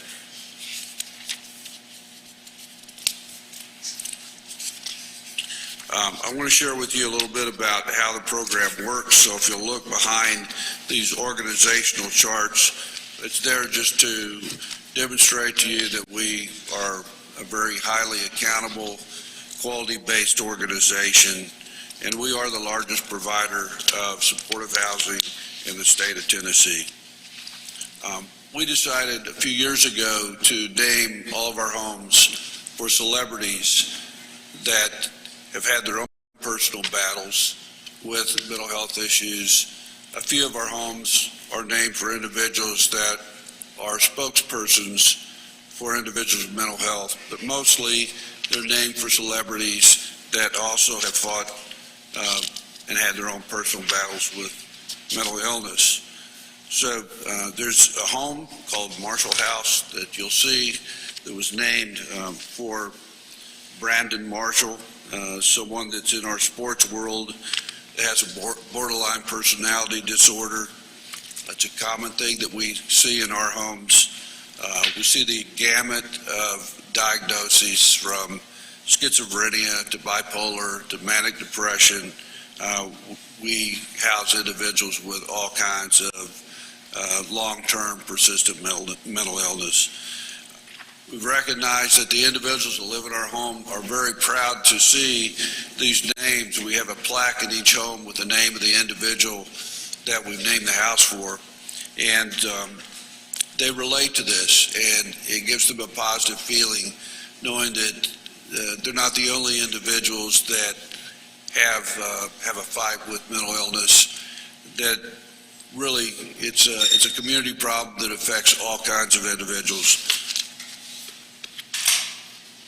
We have a house named for Jerry West in Memphis. One time it's associated with the NBA and is also known as the logo. Own personal battles with depression in his lifetime. We have a home in Memphis named for Terry Bradshaw on the next page, who's also fought depression. I hope you'll notice these homes have a variety of styles. We started with 8-person homes, and we have as many as 30 individuals in a home that looks and was a former assisted living nursing home.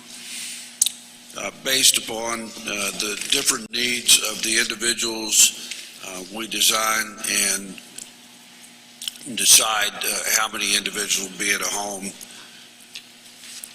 Finding the placement of homes is important. I'm sure everyone in this room is aware of NIMBYism, not in my backyard. So we're very careful about how we locate our homes. We make friends with the local police. We bring officers into our homes to meet our individuals. We also befriend all the first responders. The fire department's often invited out to our homes. Almost all of our homes have sprinkler systems. At some point in the future, I want every single home to have a sprinkler system. Safety and security of these individuals is number one to me. And secondly is the quality of what we provide, the support that we provide in the homes. We also involve all the folks that live in our homes in community outreach programs, as you'll see on the next slide. This month, the individuals that live in our homes are going out to food banks and volunteering and assisting in food banks. Every month we have a different community outreach that our residents participate in. We work with local universities to bring nursing students through our homes. So there's an externship and a letter from the University of Tennessee, Martin, complimenting on us on opening our homes and our program so that they can come in and get some training with behavioral health and long-term mental illness. So we also are friends of universities in our communities and work with them in a number of different ways. We have some pictures of our individuals involved in community outreach in our program. And recreation activities are supervised by activity directors in each of our homes. There's a weekly schedule. Our folks have outings that are scheduled 3 to 4 days a week. Religious opportunities on the weekends are provided in our homes or through our transportation. We coordinate all the medical and psychiatric needs, and transportation is provided from our homes. We have over 90 vehicles available, including those that are adapted for individuals in wheelchairs. Mr. Angel. I'll stop there. Yeah, just in a matter of time, let's go and open it up for questions. This is obviously a really unique situation that we do not have in Mississippi. And your interest is to come to Mississippi with this product? I'm sorry, you would like to bring this to Mississippi? You see this absolutely. opportunity? We, you know, we are mature. We have 21 years. We're a next door neighbor to Mississippi. We would be really happy to be able to provide this type of housing program in your state. And how do you get your residents? The courts? Residents come from a number. When we first started the program, I worked with a public defender in Memphis who oftentimes would call me about someone that was just incarcerated, that had a long-term mental illness, and they would divert those individuals into our homes. We've worked with state hospitals that were decreasing their bed size. In Bolivar, Tennessee, which is the largest state hospital in the state, they reduced their bed capacity by 25% about 5 years ago. So opened 2 homes in Bolivar, and they transferred a number of individuals into our homes, and they've stayed there successfully over the past 5 years. We work with the community mental health hospitals, both private and state, and we receive most of our admissions now from hospitals. Some of the community mental health centers we're subcontractors. Our housing program is with 3 community mental health centers, and they often refer individuals to us that are either in hospital, home, or even homeless. So we get our admissions from a number of different sources. And your funding, your income comes solely from Medicaid, or is it supplemented by other? Most of our funding comes from Medicaid. There are per diem rates for each of the 4 different levels of housing. The per diem rates increase based on the number of individuals that we have to hire and their credentials. Some of them are nurses, as I pointed out, at the higher levels. And do you ever scholarship patients who don't have Medicaid into your program? We do. We have 1 home, and we're looking to open a 2nd home for individuals who've lost Medicaid benefits. A lot of times it's because of incarcerations, because of problems that they have in the justice system.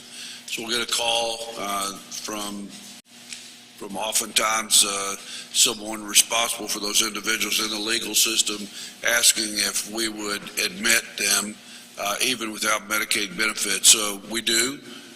We bring them into one of our homes. It's in a rural community.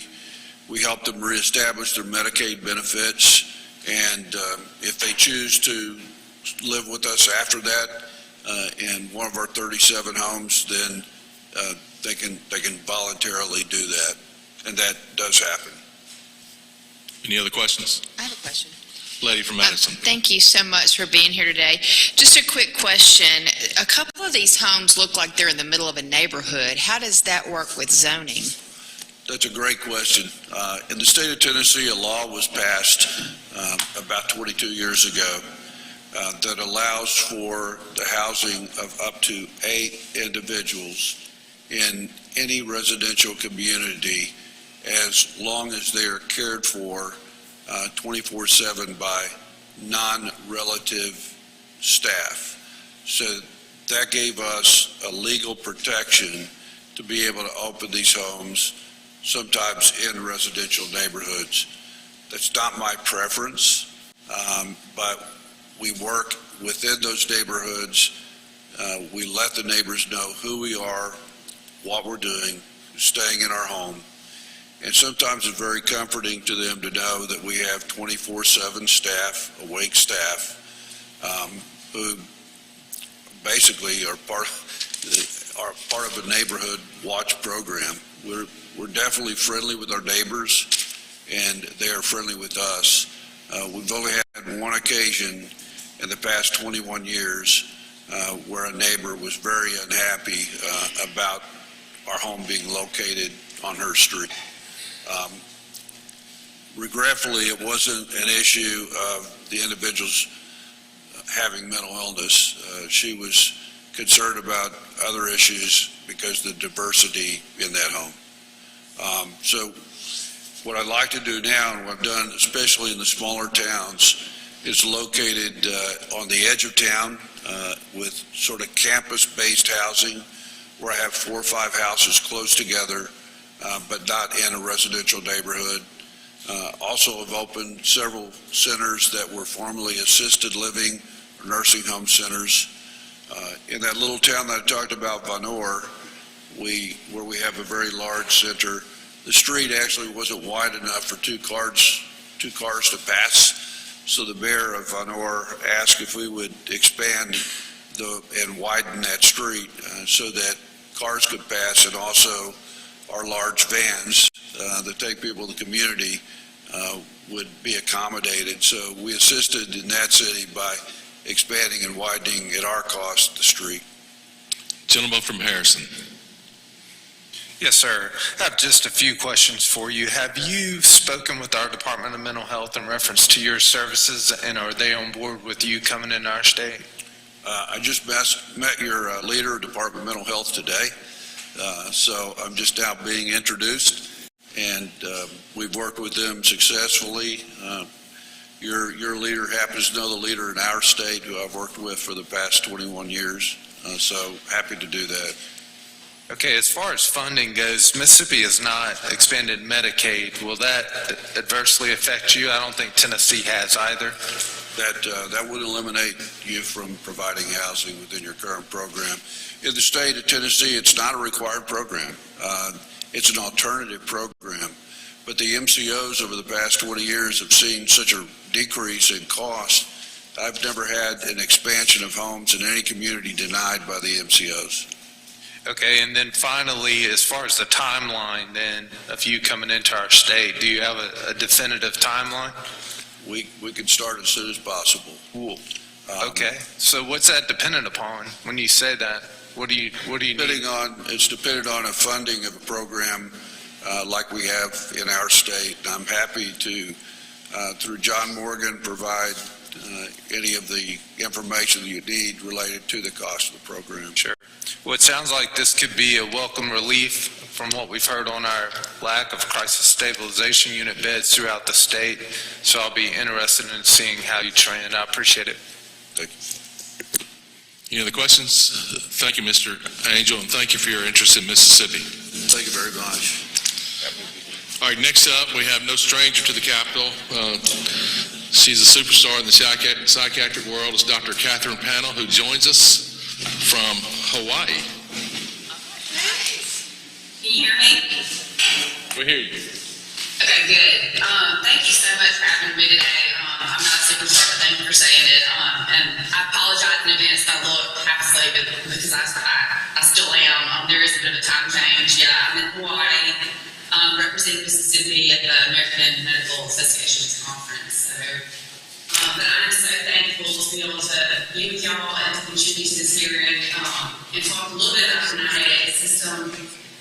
The jail issue is such an important issue being addressed today, and I'm just glad that we're here and we're all working together to spotlight the issue and come up with some issues come up with some solutions to fix the issue.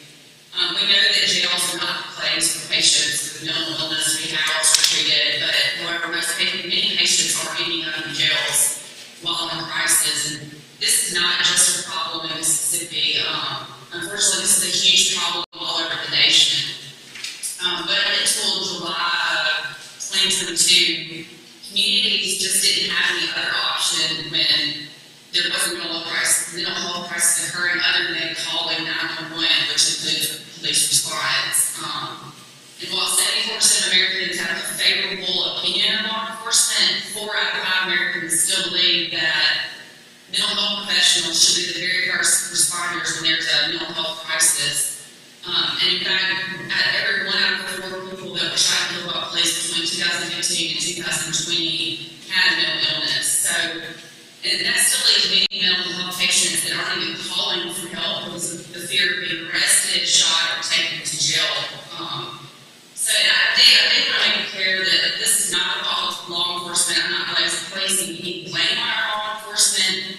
We're all so thankful for the work they do, but most do not have mental health training and are so busy doing what they're doing to keep our community safe that they just cannot continue to forward the responsibility of having to take care of patients with mental illness. It's not in the best interest of law enforcement or the patients. So some studies have been done and it showed that law enforcement is having to spend a fifth of their time responding to and transporting people with mental illness. It's costing our country billions of dollars, and we're seeing mental health patients end up in very tragic situations. So what can we do to reduce law enforcement involvement? This is where the 9A system comes into play. We don't have to reinvent the wheel. It's already been made and laid out for us. We just have to implement it in Mississippi. So July 14, 2022, the 988 Crisis Lifeline was launched nationally, and this is essentially the 911 of mental illness. It was put into place not only to give people in a mental health crisis help, but also to reduce law enforcement. One of the main purposes of it was to reduce law enforcement involvement. But as I alluded to before, prior to its launch, we just didn't have any other option other than to call 911. I'm sure some of you have called doctor's office after hours, and one of the standard reporting is if you find this is an emergency, call 911 or go to your nearest ER. That's the same for mental health clinics. If this is after hours and there's a mental health patient in crisis, their only options were to call 911 or go to the ER. And this is leading to long stays in jails, long waits in ERs, and not getting help for several hours, even days. So, like I said, the 988, when they said it is the 911 of mental health. So, how exactly does it work? So somebody pick up the phone and call 988, and it's a direct connection to a trained mental health care professional. These people are trained in mental health. They know what to do. They have the resources. They can either provide care over the phone or resources if they need further help or treatment. And this includes any kind of mental health stress, including thoughts of suicide, substance abuse crisis, or any kind of emotional stress. So they pick up the phone, they call 988, they're connected to a mental health professional, and at this stop point alone, 80% of crisis calls are resolved. The patient gets the help they need, and that's the end of it.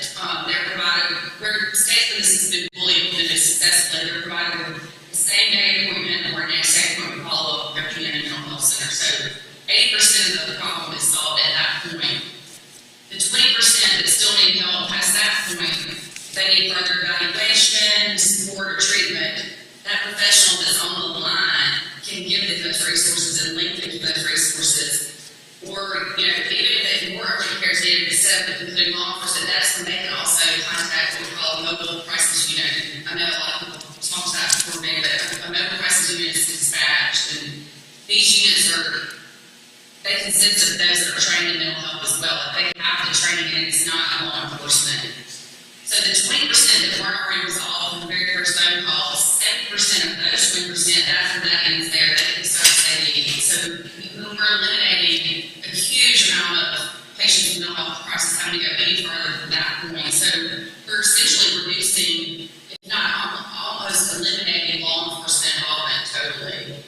Of course, there's still going to be instances, where there's maybe a violent patient or patient where the law enforcement will have to be involved, but this would drastically reduce it.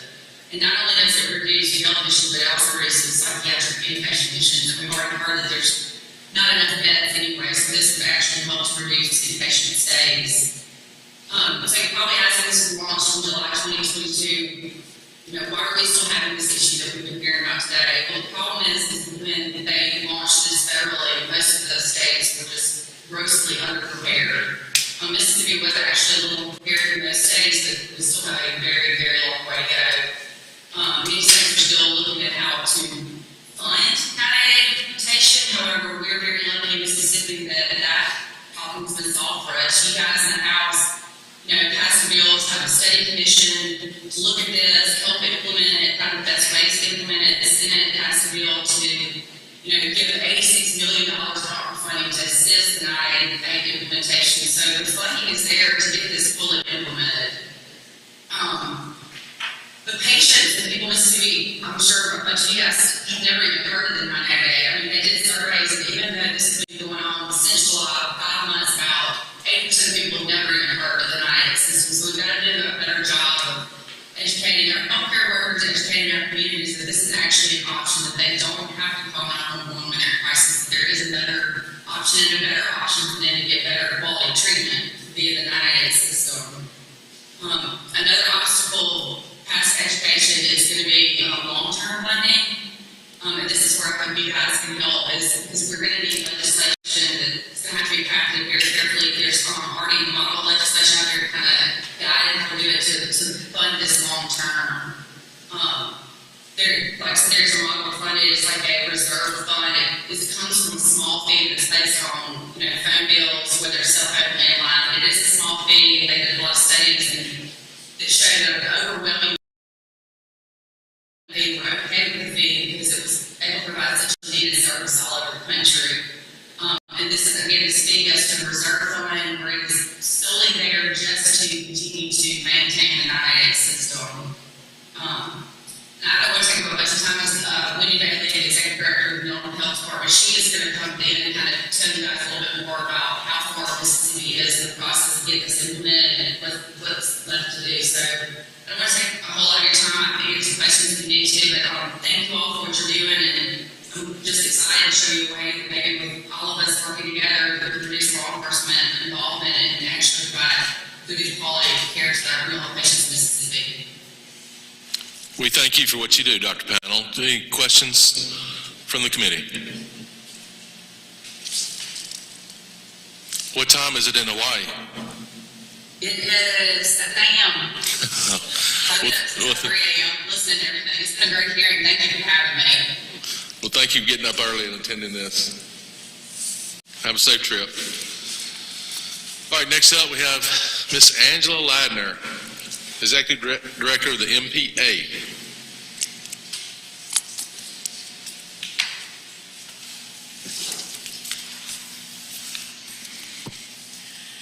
Good morning, and thank you for having me as Executive Director of the Mississippi Psychiatric Association since 1999. It has been my pleasure to know many of you and walk the halls and try to discuss a very difficult topic, which is mental health. Our association was established in 1967, so we've been around for the last 55 years in the state of Mississippi. We are trained psychiatric physician providers who work and specialize in brain disorders. And for anybody that needs a little bit more about that, we are very proud now in Mississippi to have 2 psychiatric residency programs, one at the University of Mississippi Medical Center and one at the Mississippi State Hospital. So we are very, very proud of the future psychiatric physicians that are being trained to work in the state of Mississippi. When you're asked to come and testify at something like this, having a 15-minute window and wanting to say everything that you need to say or that's on your heart is very, very impossible.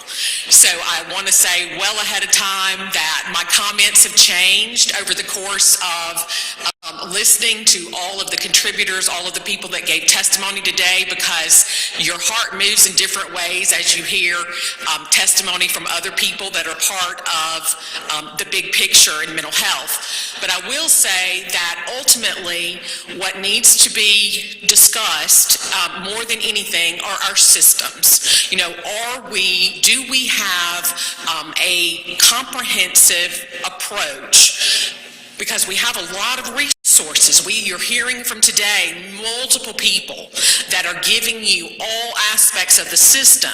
But my question back to us is, are we truly have a good picture, a full analysis of what an adequate system looks like? And I look to our Department of Mental Health to give us minimum standards for our community mental health centers. We look to other parts of the system, the hospitals, the private facilities, our providers, people that are touching the system. And I think one of the things that we have to note from today is that there needs to be more collaboration. There needs to be more dialogue. One of the things over the course of my career that I have noted, I was asked to serve on a mental health task force that was put together by former Attorney General Jim Hood. And I watched as amazing things happened in that room. People that were siphoned off or somewhat separated parts of the system sat down at a table and actually had conversation that resulted in very positive changes to our commitment process. I think one of the things that we forget is you are asked to bring solutions, but if you have not heard or allowed the people that are all part of this puzzle to come together and collaborate and dialogue, then we're not truly doing our job well, because something's going to get left out. Something's going to be left behind. If a fifth of your population in the state of Mississippi has a serious mental health disorder, a brain disorder, that is 600,000 people. That is a huge number. We're talking about why people are in jail. It's because there is a significant population that suffers from mental health disorders, and we have got to be able to have a system that is workable, that a person can enter that system, get the services they need, and go back into their community. We do not need to have an overpopulous state hospital system. That should be the last resort, not the first. Our chancellors have got to come to reality. They need to read the code and understand what the commitment process is about and who is an appropriate candidate for that. People that have Alzheimer's and dementia are not appropriate candidates for a mental health commitment. There is an alcohol and substance use commitment as well. It is critical and vital that we do a bed adequacy survey. We talk about network adequacy all the time when we talk about insurance, but I'm suggesting that we talk about a mental health adequacy survey. Do we have everything we need for people to thrive and to be able to contribute back to their community and not be separated from their family and not have to go somewhere else? That is a last resort, not the first. And I really challenge all of us to start thinking in a much different way. This population exists. They are not here in these hallways to advocate for themselves just by means of their disease. Our providers touch them, and it is critical in the first 72 hours that these individuals get out of crisis. If we do not do that, we are damaging them further. There is research to show that if you do not get someone medical attention or the attention that they need in a crisis in 72 hours, you will see the lasting effects of a permanent brain damage that furthers to hurt them. And that's unacceptable. When we know we have medically trained individuals, we have people on the front lines. There are multiple dual diagnosis patients that we have to have a conversation about. As you well know, fentanyl is huge in our state. We have got a huge problem with that. We have got college students that need assistance. We've got individuals that have a mental health disorder, and in order to cope with that, they choose to use a substance, or vice versa. They have used a substance which has ultimately caused them to have permanent brain damage. We have to look at things in a very honest conversation and admit, maybe we haven't done everything right. Maybe we do have all the parts of a perfect system, but if the system is not working together, what do we have? We have chaos. We have people in jail.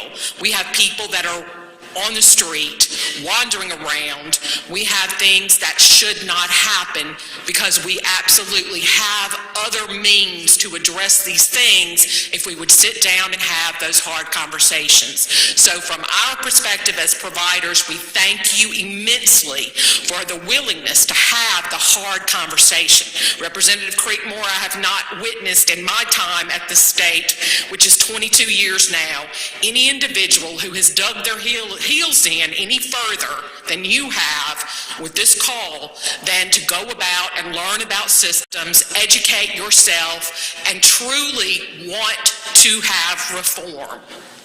We spend an enormous amount of money on mental health in this state, and we need to be sure that we are all getting the value of that.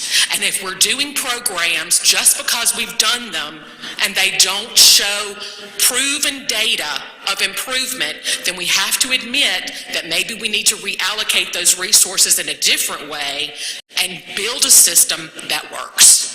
I think Mississippi can be a leader in mental health. There should be no lawsuits. There should be no appeals. There should be no conversation about this. People do not ask to have brain disorders just like they do not ask to have cancer. But it happens. And we must deal with that in a very thoughtful and a very evidence-based approach. There were multiple, I want to thank you very much for your movement last session on telemedicine. During the COVID pandemic, over the course of the last 32 months, we have all recognized that the stigma from mental health has to be removed. This is a medical condition just like anything else, and it should not be stigmatized. And people that have this disorder, whether it is driven by an inborn genetic defect or whether it is something that happens over the course of lifetime as a result of environmental conditions and other things that contribute, we have to be honest about this and say, these people matter. It needs to be a priority.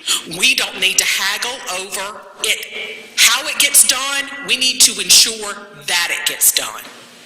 And I am here, our providers are here, we are on the front lines to help you in any way. The individuals that I have the privilege of working with are trained medical professionals. They will assist you in any of this as you go through.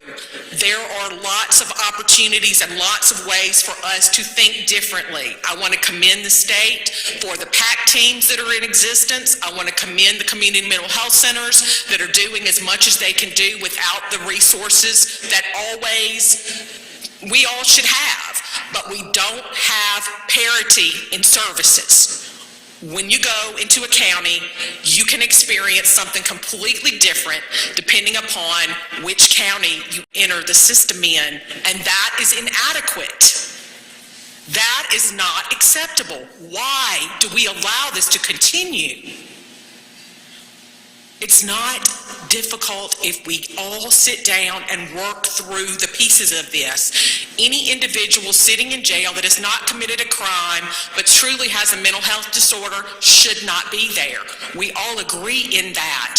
But if we don't put them in jail and we don't have a plan for where they're going, we are truly just going to commit another problem. We're going to create another problem. We're going to say, you can't go to jail, but where are you going? We have to have an answer to that question before we can take steps to truly take them out of law enforcement's hands and put them where they need to go. An electronic health record that follows the patient is critical in our state. All systems need to communicate. If a patient goes from one place to the other, the community mental health center, to the state hospital, to University of Medical Center, to any other private provider, That medical record needs to be able to be accessed and seen. Their medical information is critical because we are not sitting in a state that has the luxury of just having one condition. Most every mental health patient has other coexisting conditions, heart disease, diabetes, high blood pressure. That's all there. We have to take the full person into consideration. How can we expect a law enforcement official to consider every bit of that? It's impossible. It's hard enough for a medical professional to do that. I think we have to be honest in our questions and our conversations. We have to work together. We have to take down any barriers that exist to this conversation moving forward, and we have to have an honest conversation about mental health, about collaborative care, about data, about the workforce that exists in this state. How do we expect DMH to resolve issues if they can't hire anyone to take those jobs? Have we sat down with our IHL and our community college systems and asked them to help us create a mental health workforce? Or do we expect that to just happen? I'm asking you hard questions because after 22 years in these hallways, I want us to find answers. I agree that we need community-based services. I agree that there is a place for every part of the system to exist. I agree that we need to have coordination of services among all the state agencies because patients don't just touch they don't just touch DMH. They touch Medicaid, they touch the Department of Ed, they touch rehabilitation services, they touch DHS sometimes. There are multiple state agency touches. Are we talking and collaborating on these patients? Or are we just expecting everybody to figure it out? We have to answer the hard questions before we're going to be able to resolve the problems. And we have to sit down, we have to have conversations with everyone that's a part of systems. And from the perspective of the psychiatric physicians of the state, you cannot legislate expertise. You have to ask the experts to come to the table, work together, and collaborate in order to resolve the problems that exist. Thank you. Thank you, Ms. Ladner. Any questions? Yes, sir. Gentleman from Rankin. Thank you for being here. Thank you for being honest. Yes, sir. Thank you for giving us some insight that maybe we didn't have. This is kind of a hard, this is maybe a hypothetical question, but one of the issues that I've seen through my years of dealing with the criminal justice system is what you said about different counties, everybody operates differently. If we could take the Chancery Court out of the mental health business, who could replace it? How could that work? Well, I think we have tried various approaches with the intervention courts, with the mental health courts, having those pilot programs that have been, tried and monitored. I think we need to look at and see if those things are successful. But to be honest with you, I think we as a state have not owned the fact that we must have data to show our successes and data to show our failures. And if we are not doing that, then we are doing ourselves a disservice because there's so many grant opportunities, there's so many things that we can do with data to expand our resources and expand our projects and expand our programs. But if we don't have that, it's not going to happen.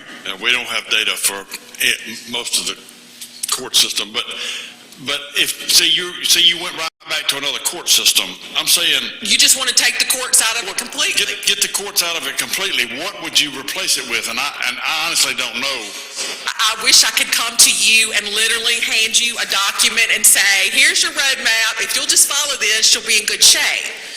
But I do think that I have challenged you to be sure that you do your due diligence with all touches of the system so that we can take mental health patients out of the law enforcement conversation. They really should not be there, but we must prepare communities. Communities have to take ownership that if we don't put them in the jail facility as a holding place, where can we safely place them that they are going to get the medical attention and the interventions that they need? And that's the part of this conversation that has to be answered. Right, and they don't want to be there. No. I don't think the courts want to be there. I don't think I know law enforcement doesn't want. They've never wanted to be there, but especially the sheriffs trying to operate the jails. But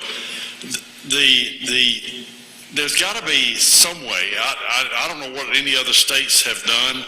Whether there is another solution out there that we've never thought about in terms of taking the court system out, because when you got the court system in there, then you got a legal thumb. You don't have what's I think should be dealt with a mental health issue. So I greatly appreciate your question. I wish that I truly did have the answer or could give you, more insight, but from the medical perspective, what I can tell you is that getting someone out of crisis is critical. I love the fact that we now have 988. I want to be sure that we have a system that's workable if somebody does pick up the phone. And what about the people that don't pick up the phone? Because those are the ones that we are finding do the touch with law enforcement, or, the CIT officers are encountering, and we have to have those conversations as well. And this is not just simply a write me a bill and we'll get it done. This is a statewide conversation that has to start at the city and county level as well, because this is where it begins. The state is not going to have all of the responsibility. They can't. And for us to say that it's solely on them is wrong. To say that one department gets all the blame if anything goes wrong is wrong. Everybody has to take ownership of this, but we also need to be able to communicate, collaborate, and work together to figure the answer to your question out, if that's truly the way that we want to build a workable system.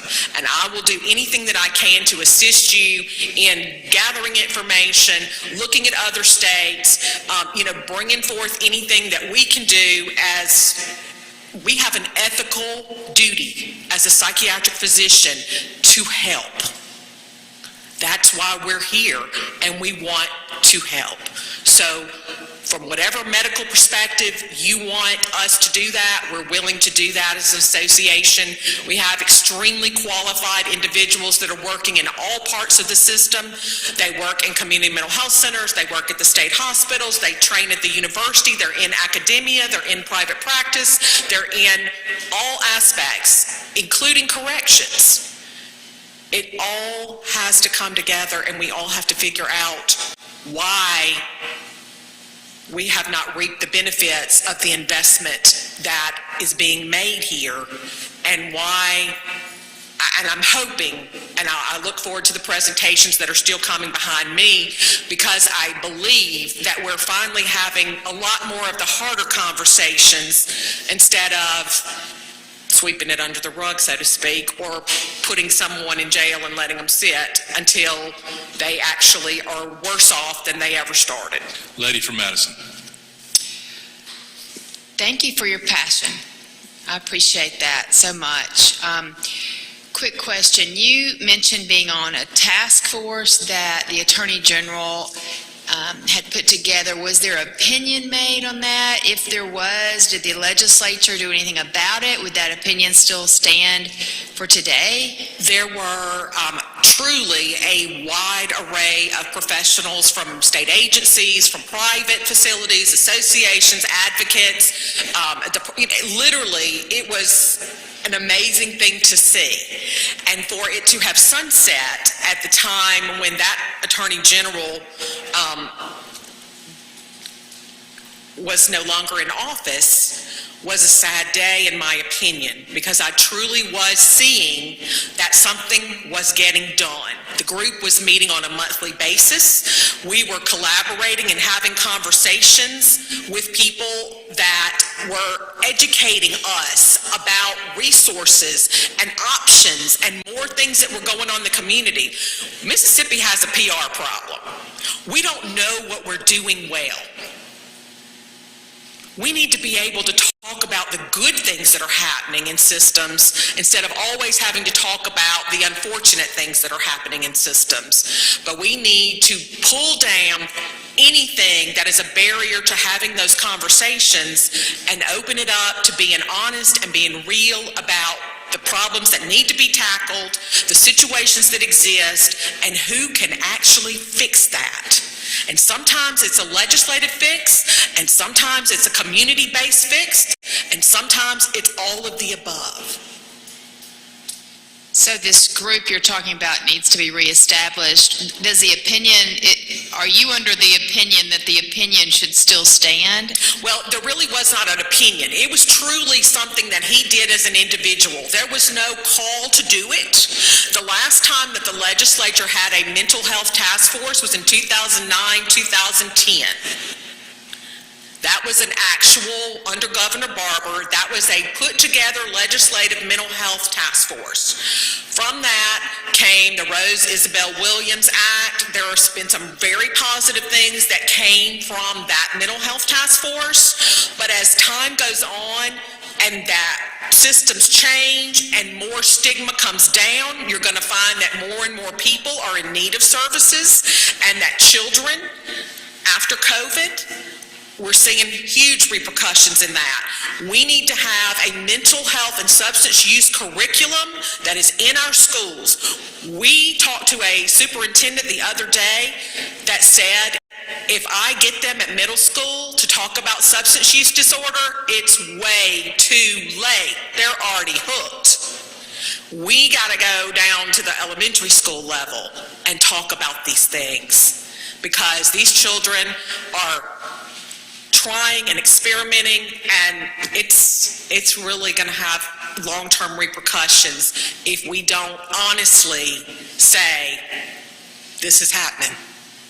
We need to do something about it. So, Thank you. Yes, ma'am. Thank you, Ms. Ladner, and thank you for your honesty, and thank you for being a resource for all of us. All right, next up, we still have the Hospital Association that we've not touched on. We get their perspective now, as we have James Grantham, the Baptist Hospital Union County CEO, and Paul Cade, Baptist Hospital Lowndes County CEO.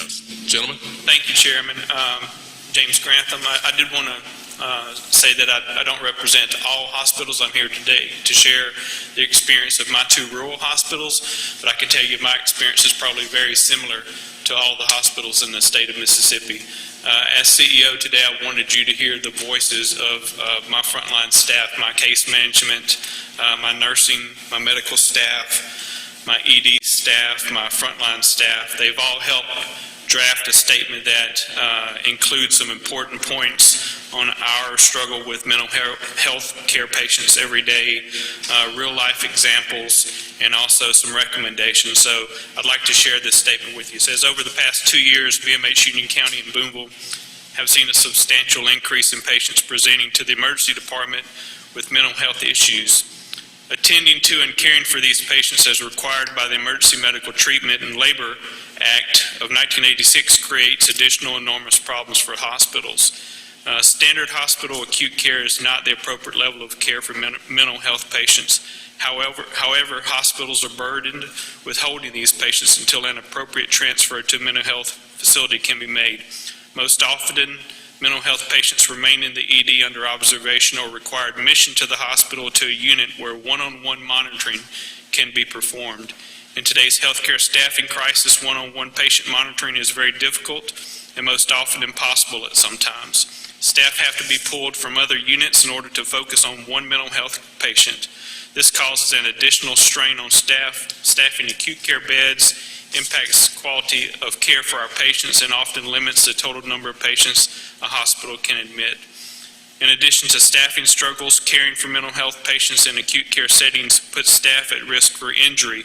due to the unpredictable violent outbursts that can occur by some mental health patients. It's not uncommon for a hospital staff to be kicked, punched, slapped, scratched, spit on, cursed at, and to have their life threatened by some of these patients. Unfortunately, in today's environment, working as a healthcare provider has become an increasingly dangerous job. As you can see by this example, neither the hospital nor our patients benefit by holding mental health care patients for extended amounts of times. In addition to the operational strain mental health patients place on our hospitals, there is also a financial strain. The majority of these patients are unemployed and lack insurance, leaving hospitals no care for these patients. Because they are typically self-pay, this limits the available facilities in our state that are willing to accept Mississippi, BMH Golden Triangle in Columbus, North Mississippi Medical Center Behavioral Health in Tupelo, and Magnolia Behavioral Health in Corinth, that are willing to accept mental health patients without insurance. All three of these facilities stay at max capacity a majority of the time. It has become increasingly difficult to operate a rural Mississippi hospital. The additional operational challenges encountered in caring for mental health patients have compounded those difficulties. Today I'd like to share with you 4 real-life examples of mental health patients to demonstrate the strain placed on our hospitals. Example number 1, this is a patient that has visited BMH Union County 54 times in 2022. On the patient's last admission, the patient remained in the hospital for 11 days. The local police deal with this patient on a routine basis. The patient is now homeless with no family support and continues to present to the ED. Example number 2, another patient who's also well known to our local police department has had 14 ED visits in 2022 and was boarded in the Union County Emergency Department for 5 days before being transferred to the state mental hospital. This patient was finally admitted to a group home but was discharged for aggressive behavior. Excuse me. This patient continues to present to the Union County ED and is on the list for another group home. The waiting list admission for that group home is greater than 5 years. Example number 3, this patient has been to the Union County ED patient 26 times since January of this year. This particular patient has multiple mental health diagnoses as well as substance abuse struggles.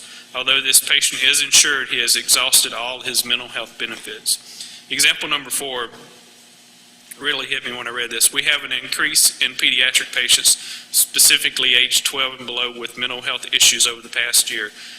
These are actual children who have either attempted suicide or having homicidal tendencies, suicidal homicidal tendencies. We've had an 8-year-old come to our emergency department with suicidal tendencies. For pediatric patients, our resources are limited in the northern part of the state. There are several resources across Mississippi and Tennessee state lines, but they do not accept Mississippi Medicaid. These patients have multiple factors such as autism and oppositional defiant disorder, etc., not to mention poor home environments and or with multi-agency involvement, making it difficult to find suitable facilities. BMH Union County and BMH Boonville, we have great working relationships with our law enforcement and our city and county officials.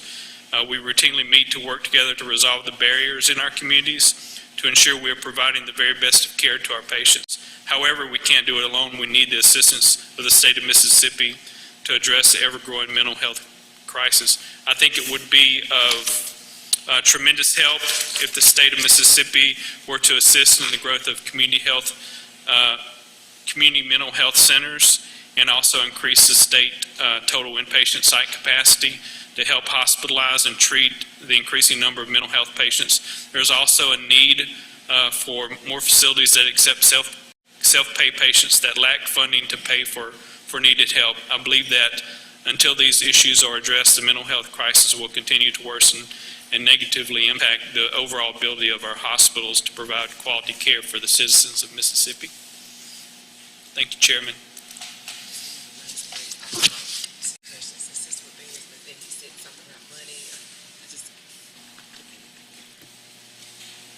Yeah, Mr. Kay. Thank you so much.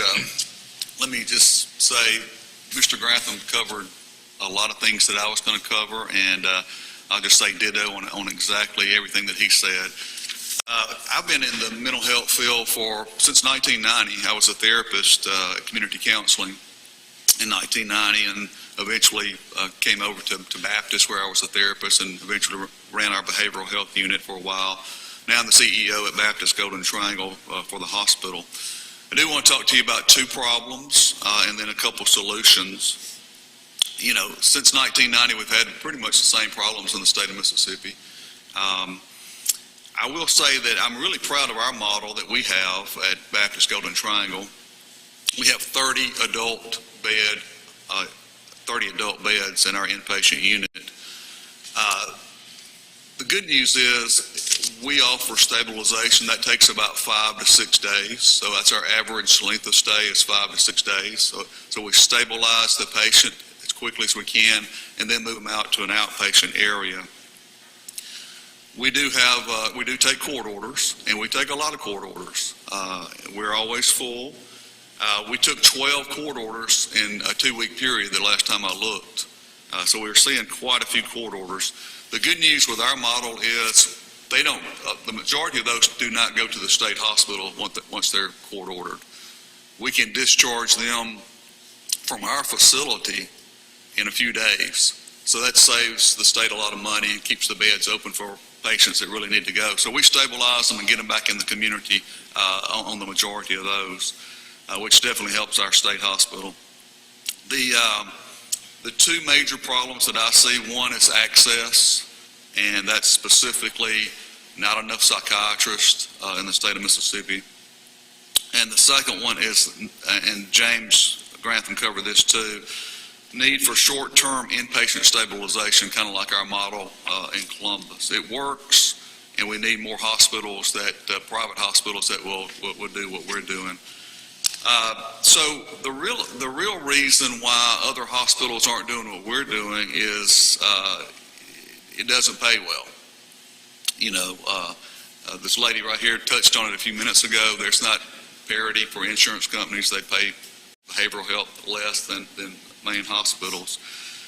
I will tell you this. I looked at our payer mix before I got here for our 30-bed inpatient unit, and the biggest payer mix we have is Medicare. That's 34%. The second biggest is self-pay, and that's 30.73%. So self-pay is huge, and that's why hospitals are not getting into adult behavioral health. They do get in more to the geriatric population because it's going to be about 100% Medicare there for sure. So payer mix is a big problem for hospitals, and that's one reason they're not getting into it. I think the regional mental health systems, especially the one in our area, does an extremely good job with their resources that they have. We do want to get the people out of jails as quickly as we can and open up more state hospitals by offering this short-term stabilization.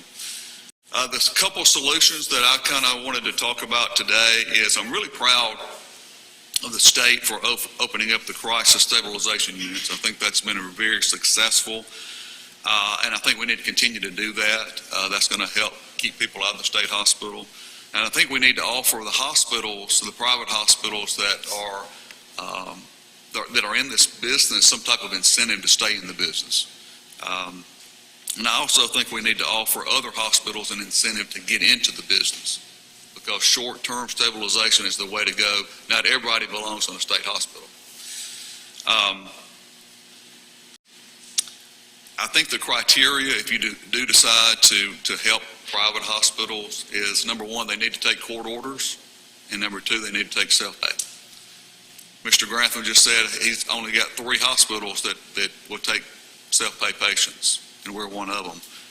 So I think that's very, very important. And once they're stable, you know, we want to refer those people to the outpatient, or to the patient to an outpatient setting at that point. The last recommendation that I only have 2, is the access, and we talked about psychiatry. I've heard it talked about in here today. Just not enough. I know we've got some telehealth going in the state of Mississippi, which is great. 2 residency programs, which is great. It's still not enough. And I think that, you know, our psychiatrists really need a lot of help with medication management to keep the patients out of the hospitals. My suggestion would be scholarship nurse practitioners. Nurse practitioners can go to school and get a certification in psychiatric care, and I think that's going to be a really good recommendation. Our model works at Columbus because we have 2 psychiatrists and we have 2 nurse practitioners that are certified in psych. That's really helped our psychiatrists quite a bit, so and takes the stress off of them for sure. So those are my couple of recommendations, and I do appreciate your time and be happy to answer some questions. Thank you. You mentioned you had 30 beds. Do you still have a need for a short term? Yes, sir.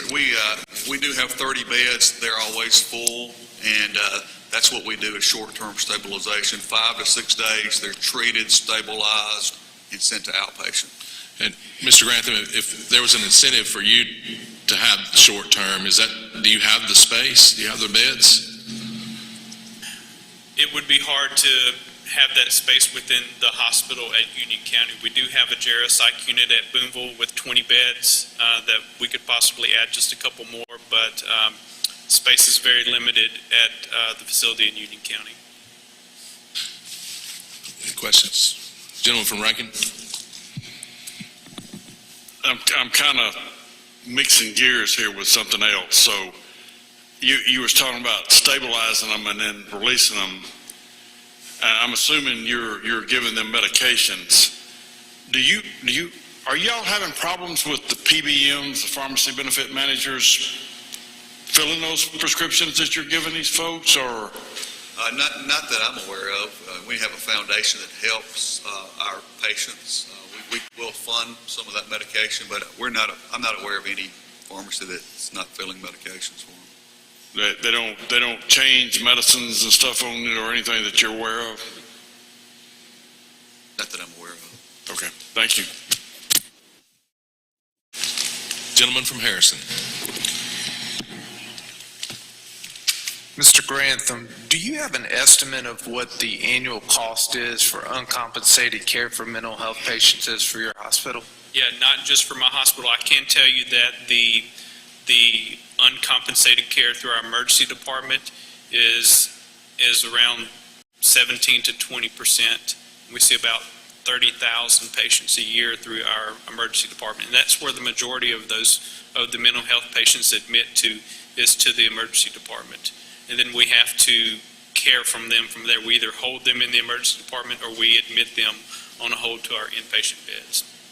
Do you know what that cost will be tantamount to, dollar-wise? I don't have that today. You don't?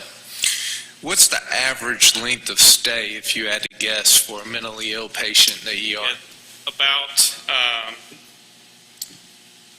About 7 to 11 days. And upon discharge from your ER, what is the most common placement for that patient? What do you see the outcomes? Yeah, so there's either if they're transferred to a mental health hospital or we find an outpatient treatment for them. Are you proactive in seeking that care for them? Are you the one ultimately being responsible for trying to do that because they're now a ward of your hospital? Absolutely. I have a whole case management department that does this every day. Okay, thank you. Any other questions? Gentlemen, thank you very much for your time. Thank you. All right, we're drawing to an end here. We got Cindy Eubank, General Counsel for Department of Mental Health, Jake Hutchins, Deputy Director, Department of Mental Health, and Wendy Bailey, Director of DMH. Ladies and gentlemen, the floor is yours. Thank you for having us today, and you're getting a few different handouts, but I'm really going to only speak from the first one in the packet. That was just some additional information that I wanted to share with you. And I'm similar to Angela Ladner, who spoke earlier. Some of the things that you were planning to say has changed and shifted based on the testimony that we've heard today. So I'm the same way. I'm going to try to do this in this short amount of time to leave plenty of time for questions. But first, if you look at the handout that I've given you, I think even taking into account the testimony that we've heard today, those priorities don't really change. And the two priorities that I have listed there, is decreasing the number of people who are waiting for acute psychiatric care and the length of wait for that acute psychiatric care, and then decreasing the number of admissions and readmissions to the state hospital. And several people have brought up that the state hospitals really should be the last resort. And I think that's a very important point to make. A state hospital is the last resort. You want that service to be provided in the community. So to kind of address several of the things that have been discussed, I gave you the number of people who've been waiting. So January 2022, earlier this year, at one given week in January, we had 119 people that were waiting on an acute psychiatric bed. They had a commitment order and they were waiting on the bed. In November 2022, this was the first week of November, we had 45 people waiting. So we've seen right at about a 60% decrease. The reason that the waiting list got so high was a couple of different reasons, but one was due to decreased capacity. And the majority of that was due to decreased staffing. So there's certain staffing ratios that you have to meet, and when our numbers of staff decreased greatly, are the number of call-ins. And if you kind of remember back to January, that's when the variant came through with COVID, and we had a lot of people out sick or who had to be on leave because of their families were sick or their children were sick. So we had a lot of call-ins too. So you had a jump in the number of people waiting because there were fewer beds to access, both at the state hospitals and at the crisis stabilization units. They were dealing with the same thing we were. So bed capacity has increased back over the last several months, which you can see a direct relation to then the decrease in the number of people waiting. We have, just as of last Monday, we're back at full capacity for the acute psych beds at East Mississippi State Hospital. We still have 20 more beds at Mississippi State Hospital that we need to get back online with increased staffing. So you can see there that, and we did see in FY22, this last fiscal year, the wait time went up. We were averaging about 8 days the previous year for wait for a state hospital bed, and it was 11 in this last fiscal year. You can see there were a decrease of the number of admissions and the 7% readmission rate for 180 days, which is a little less than the national average for readmissions.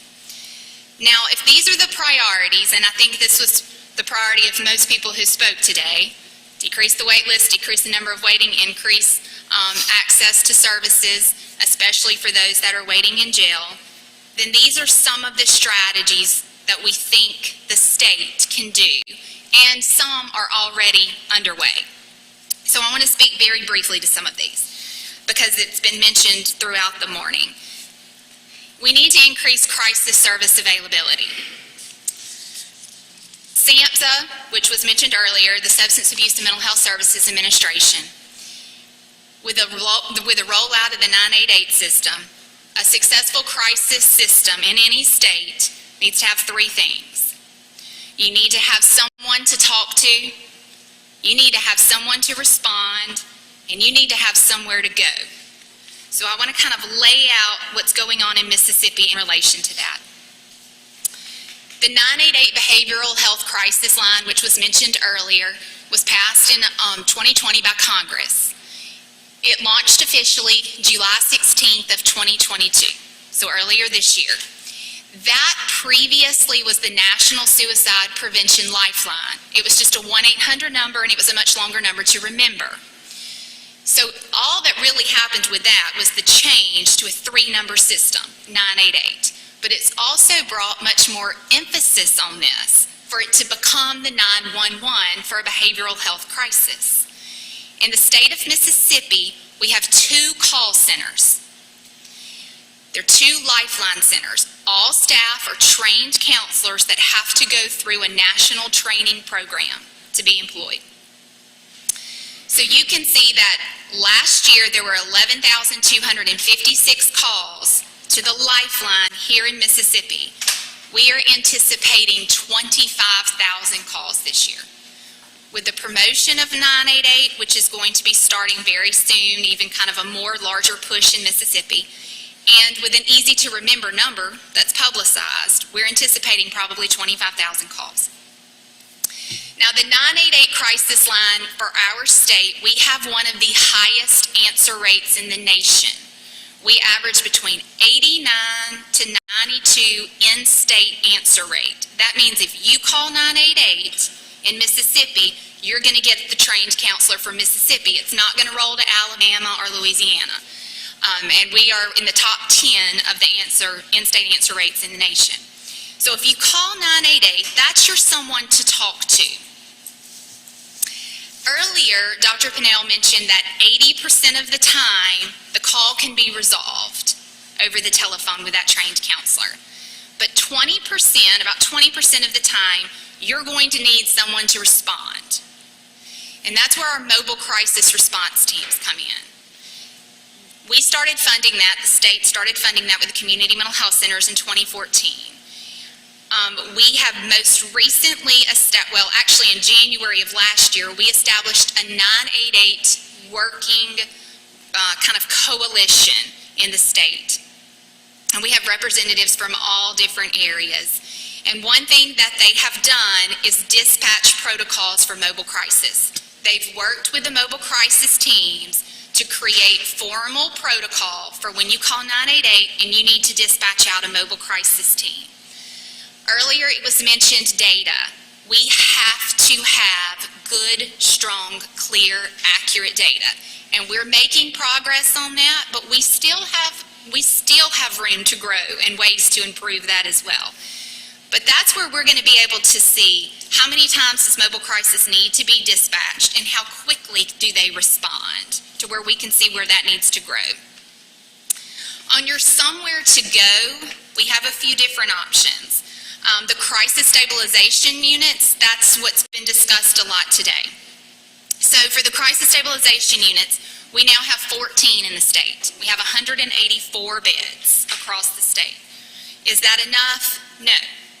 But you funded through ARPA this current year 60 more crisis stabilization beds. So that is going to increase access.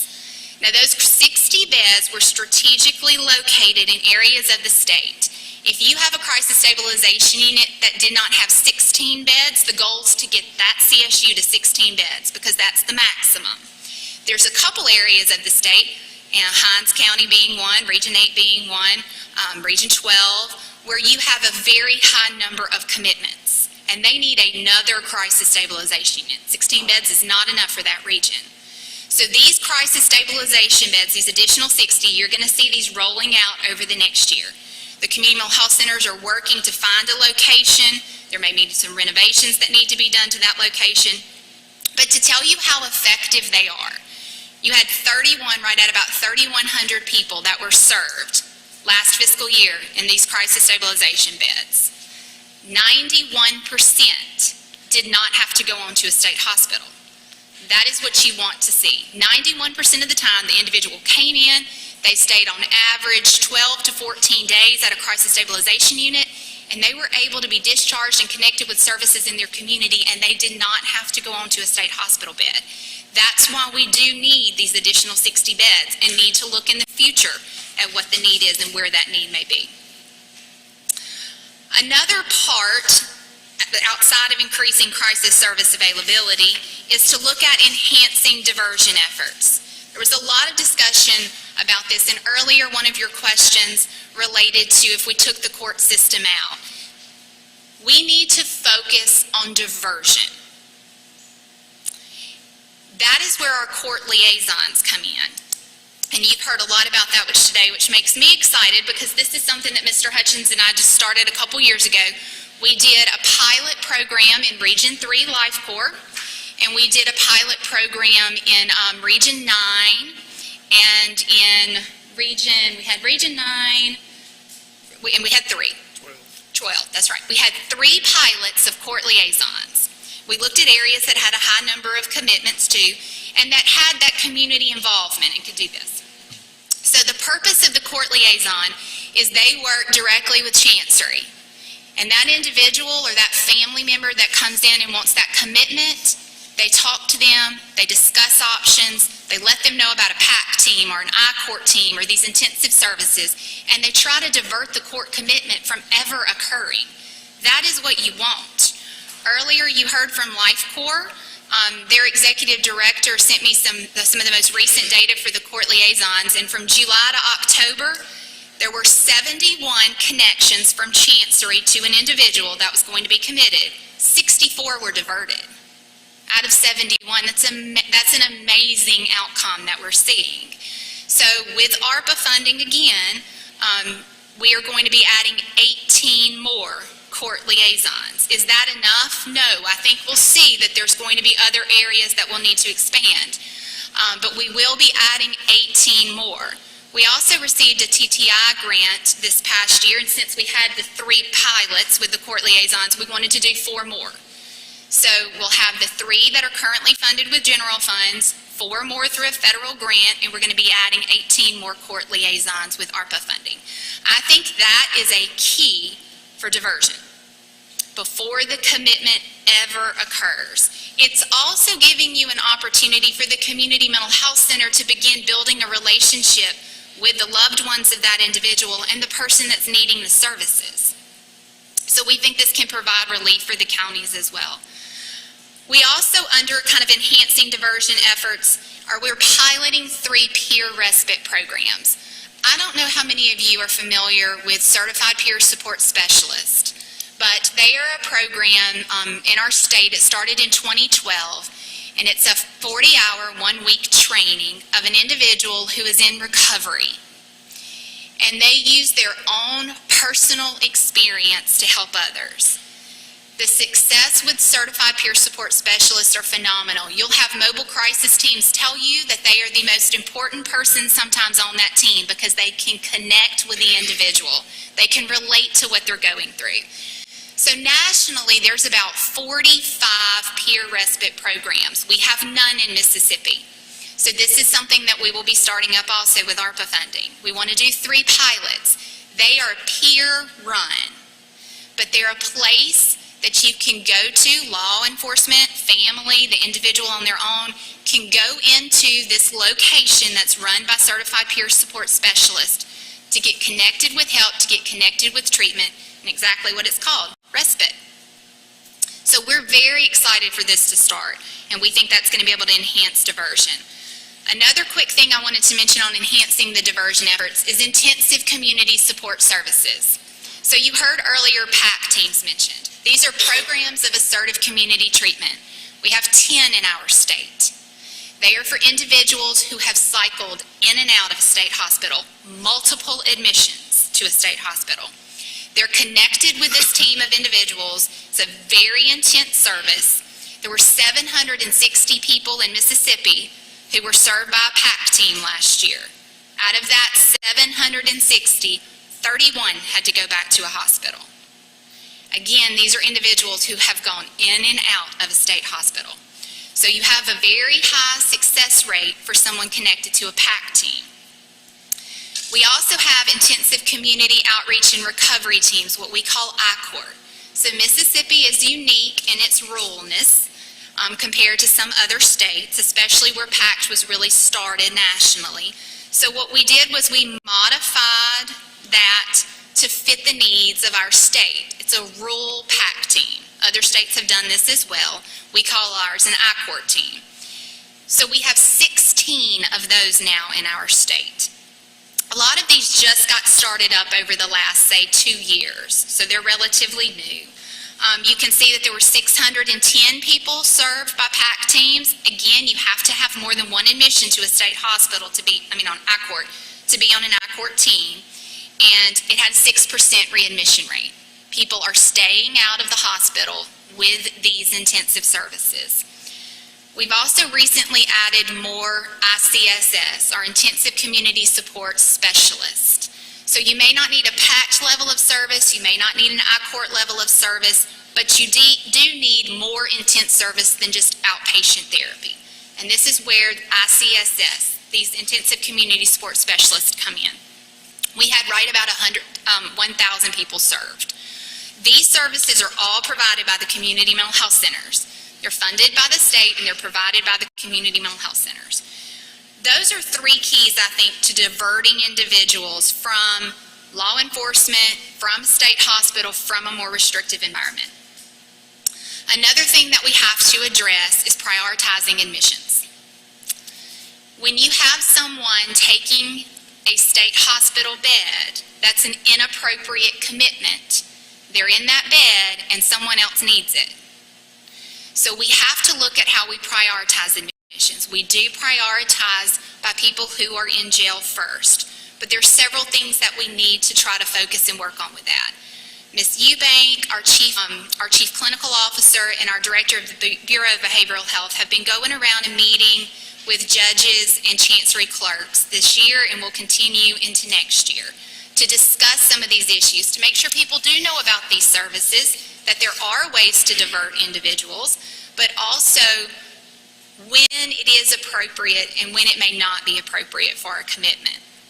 We think education and awareness, it goes back to earlier, there was a statement, there's a PR problem in Mississippi. There's not enough awareness about what is available and that connection being made. We also need to look at decreasing transfers from the same level of care. So you heard earlier from two hospitals, I loved that one of the directors mentioned that his hospital serves them, stabilizes an individual, connects them to the services, and they're discharged. They don't go on to a state hospital. That is what you want. There's always going to be situations where you do have someone that's in a private hospital that may need to go on to a state hospital. I'm not saying that that's not necessary at times, but we do need to look at to make sure that we are stabilizing and discharging when we can instead of moving on to a state hospital. If you look at our wait list right now, which we have about 45 people waiting, half of them are waiting in a private hospital that has an acute psychiatric unit. They are in an acute psychiatric bed at a private facility right now. About 50% of the people that are waiting. So if we can kind of build better partnerships and work on discharging individuals when it's appropriate, then we want to do that. Increasing acute psychiatric bed capacity, we've made progress on this, thankfully. Before COVID, there were 320 acute psychiatric beds at the 4 state hospitals. The lowest that we got to during COVID, 164. You can definitely, there was decreased capacity, and that impacts your waiting list, and that impacts where individuals are waiting. So building that capacity back to where it was pre-COVID is what we need to look at.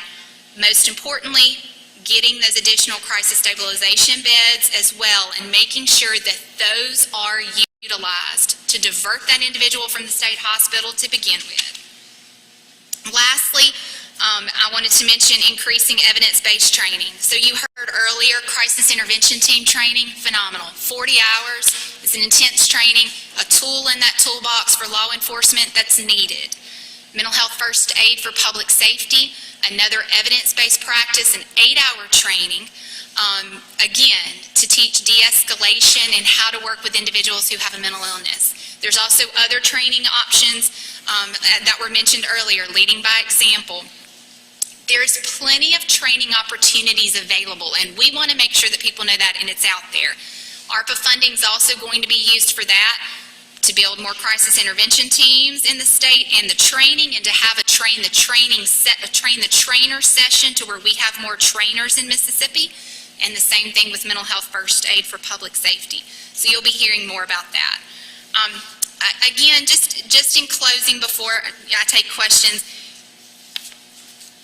I completely agree with the statements that have been made. No individual that has a serious mental illness should be waiting in jail for an acute psychiatric bed because they have been committed. We do need to work on access. We do need to work on diversion. I think there's good strategies and good models in other states, and I think we have models in our own state that have already been built. We need to look at that on a statewide basis. We need to increase our workforce to where we do have staffing, to where we can increase that capacity.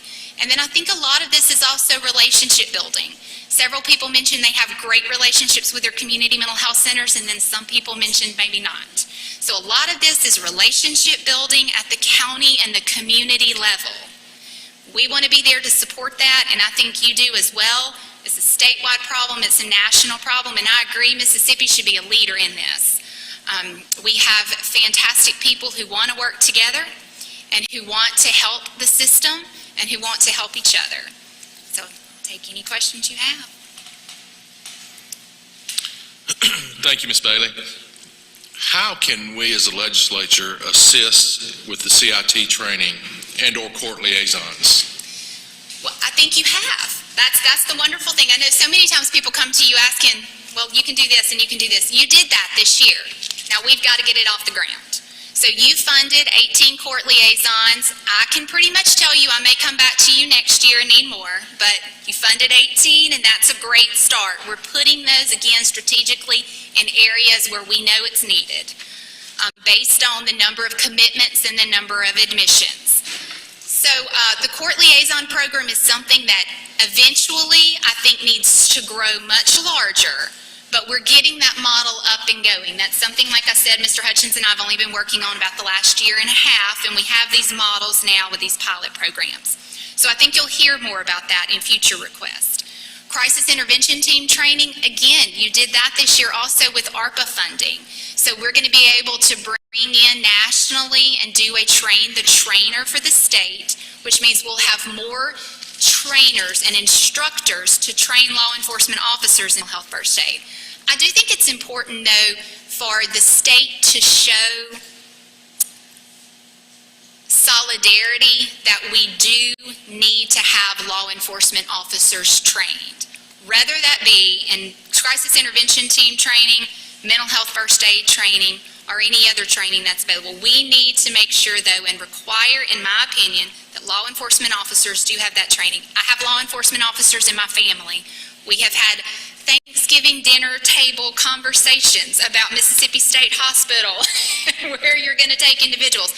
I know it's a real problem, but also after law enforcement goes through these trainings, most of the time they'll tell you, I have a new outlook and a new insight into when I encounter somebody who has a serious mental illness.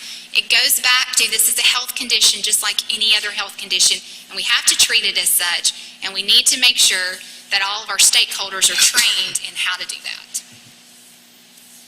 On the state hospital, do we have enough beds?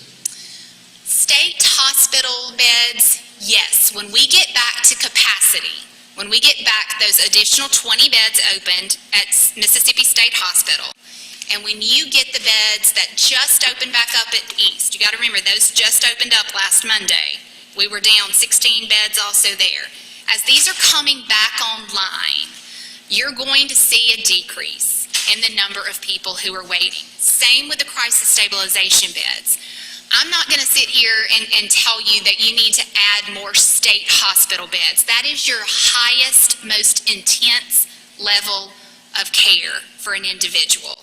We need to make sure that community services are available statewide, and we need to make sure that you have crisis stabilization and diversion available statewide. I think that needs to be our focus. State hospital beds are necessary. We do need them, but I do not believe we need more state hospital beds.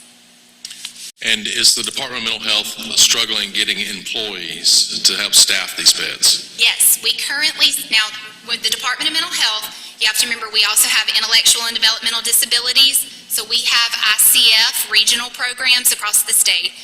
But I'll tell you, our entire agency, we have about a 30% vacancy rate at the moment. So we are down right at about 400 direct care staff from where we were prior to COVID. Direct care staff, the average salary is about $24,000 to $26,000 a year. Direct care staff are required, there are staffing ratios that we have to meet, and these are the individuals providing that hands-on, again, it's why it's direct care, care to these individuals who, on the state hospital side, have been court committed because they are a danger to themselves or others. Is that pay scale established by the state of Mississippi or DMH? It is established through the State Personnel Board, and it has recently been increased. We also did an increase internally of a 10%,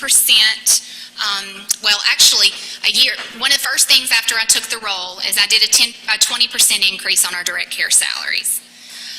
And then we just did a 10% increase as well last month in October. So we're trying to move that. State Personnel Board establishes a range, so we can work within that range for those salaries.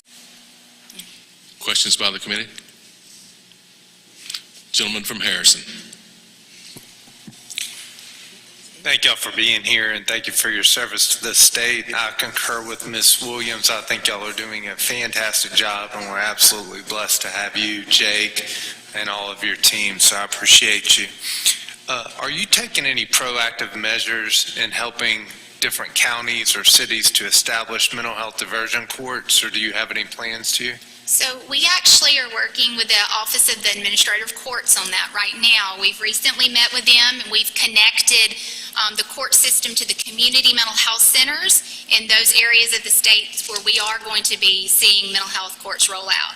Jake, do you want to add anything? I think there will be 5 established to begin with, and we've been working closely with, I know that they recently met with LifeCorps, and we've connected them with the local community mental health centers for contacts, and our Bureau of Adult Behavioral Health Services has also met with them to coordinate what services are available to assist those individuals in those mental diversion courts.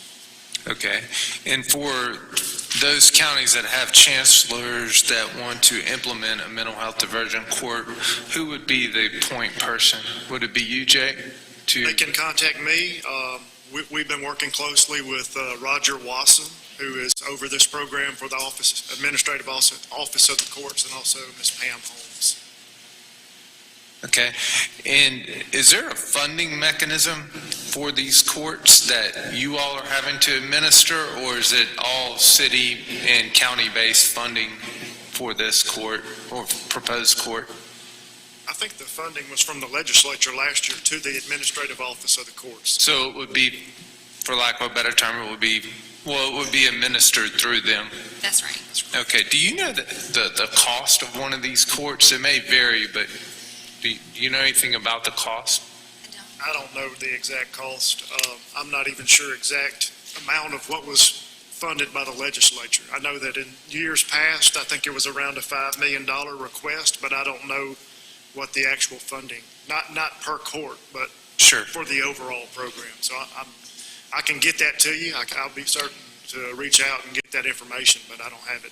If you don't mind, I would appreciate it.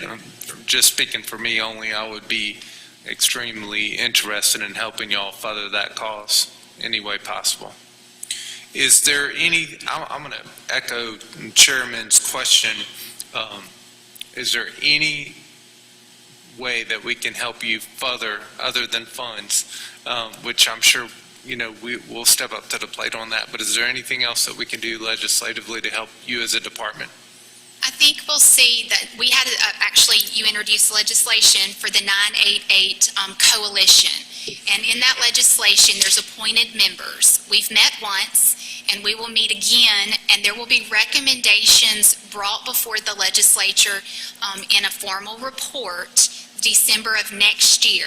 And those recommendations are going to look at the crisis system as a whole and where there's gaps, and then how we need to look at long-term funding for these gaps. So I think you're going to see some of that again in another year as well, as some deep dive is done into data and to look at where there's certain areas that we can improve upon more. We appreciate all the support from the legislature. Again, I think so much of this goes back to the county level and building partnerships and building relationships, and you all do that in your own respective areas of the state. So I think having good relationships individually with getting to know your community mental health center, making sure that they have good, strong connections with their law enforcement and that that's happening in your own areas of the state, that's very beneficial.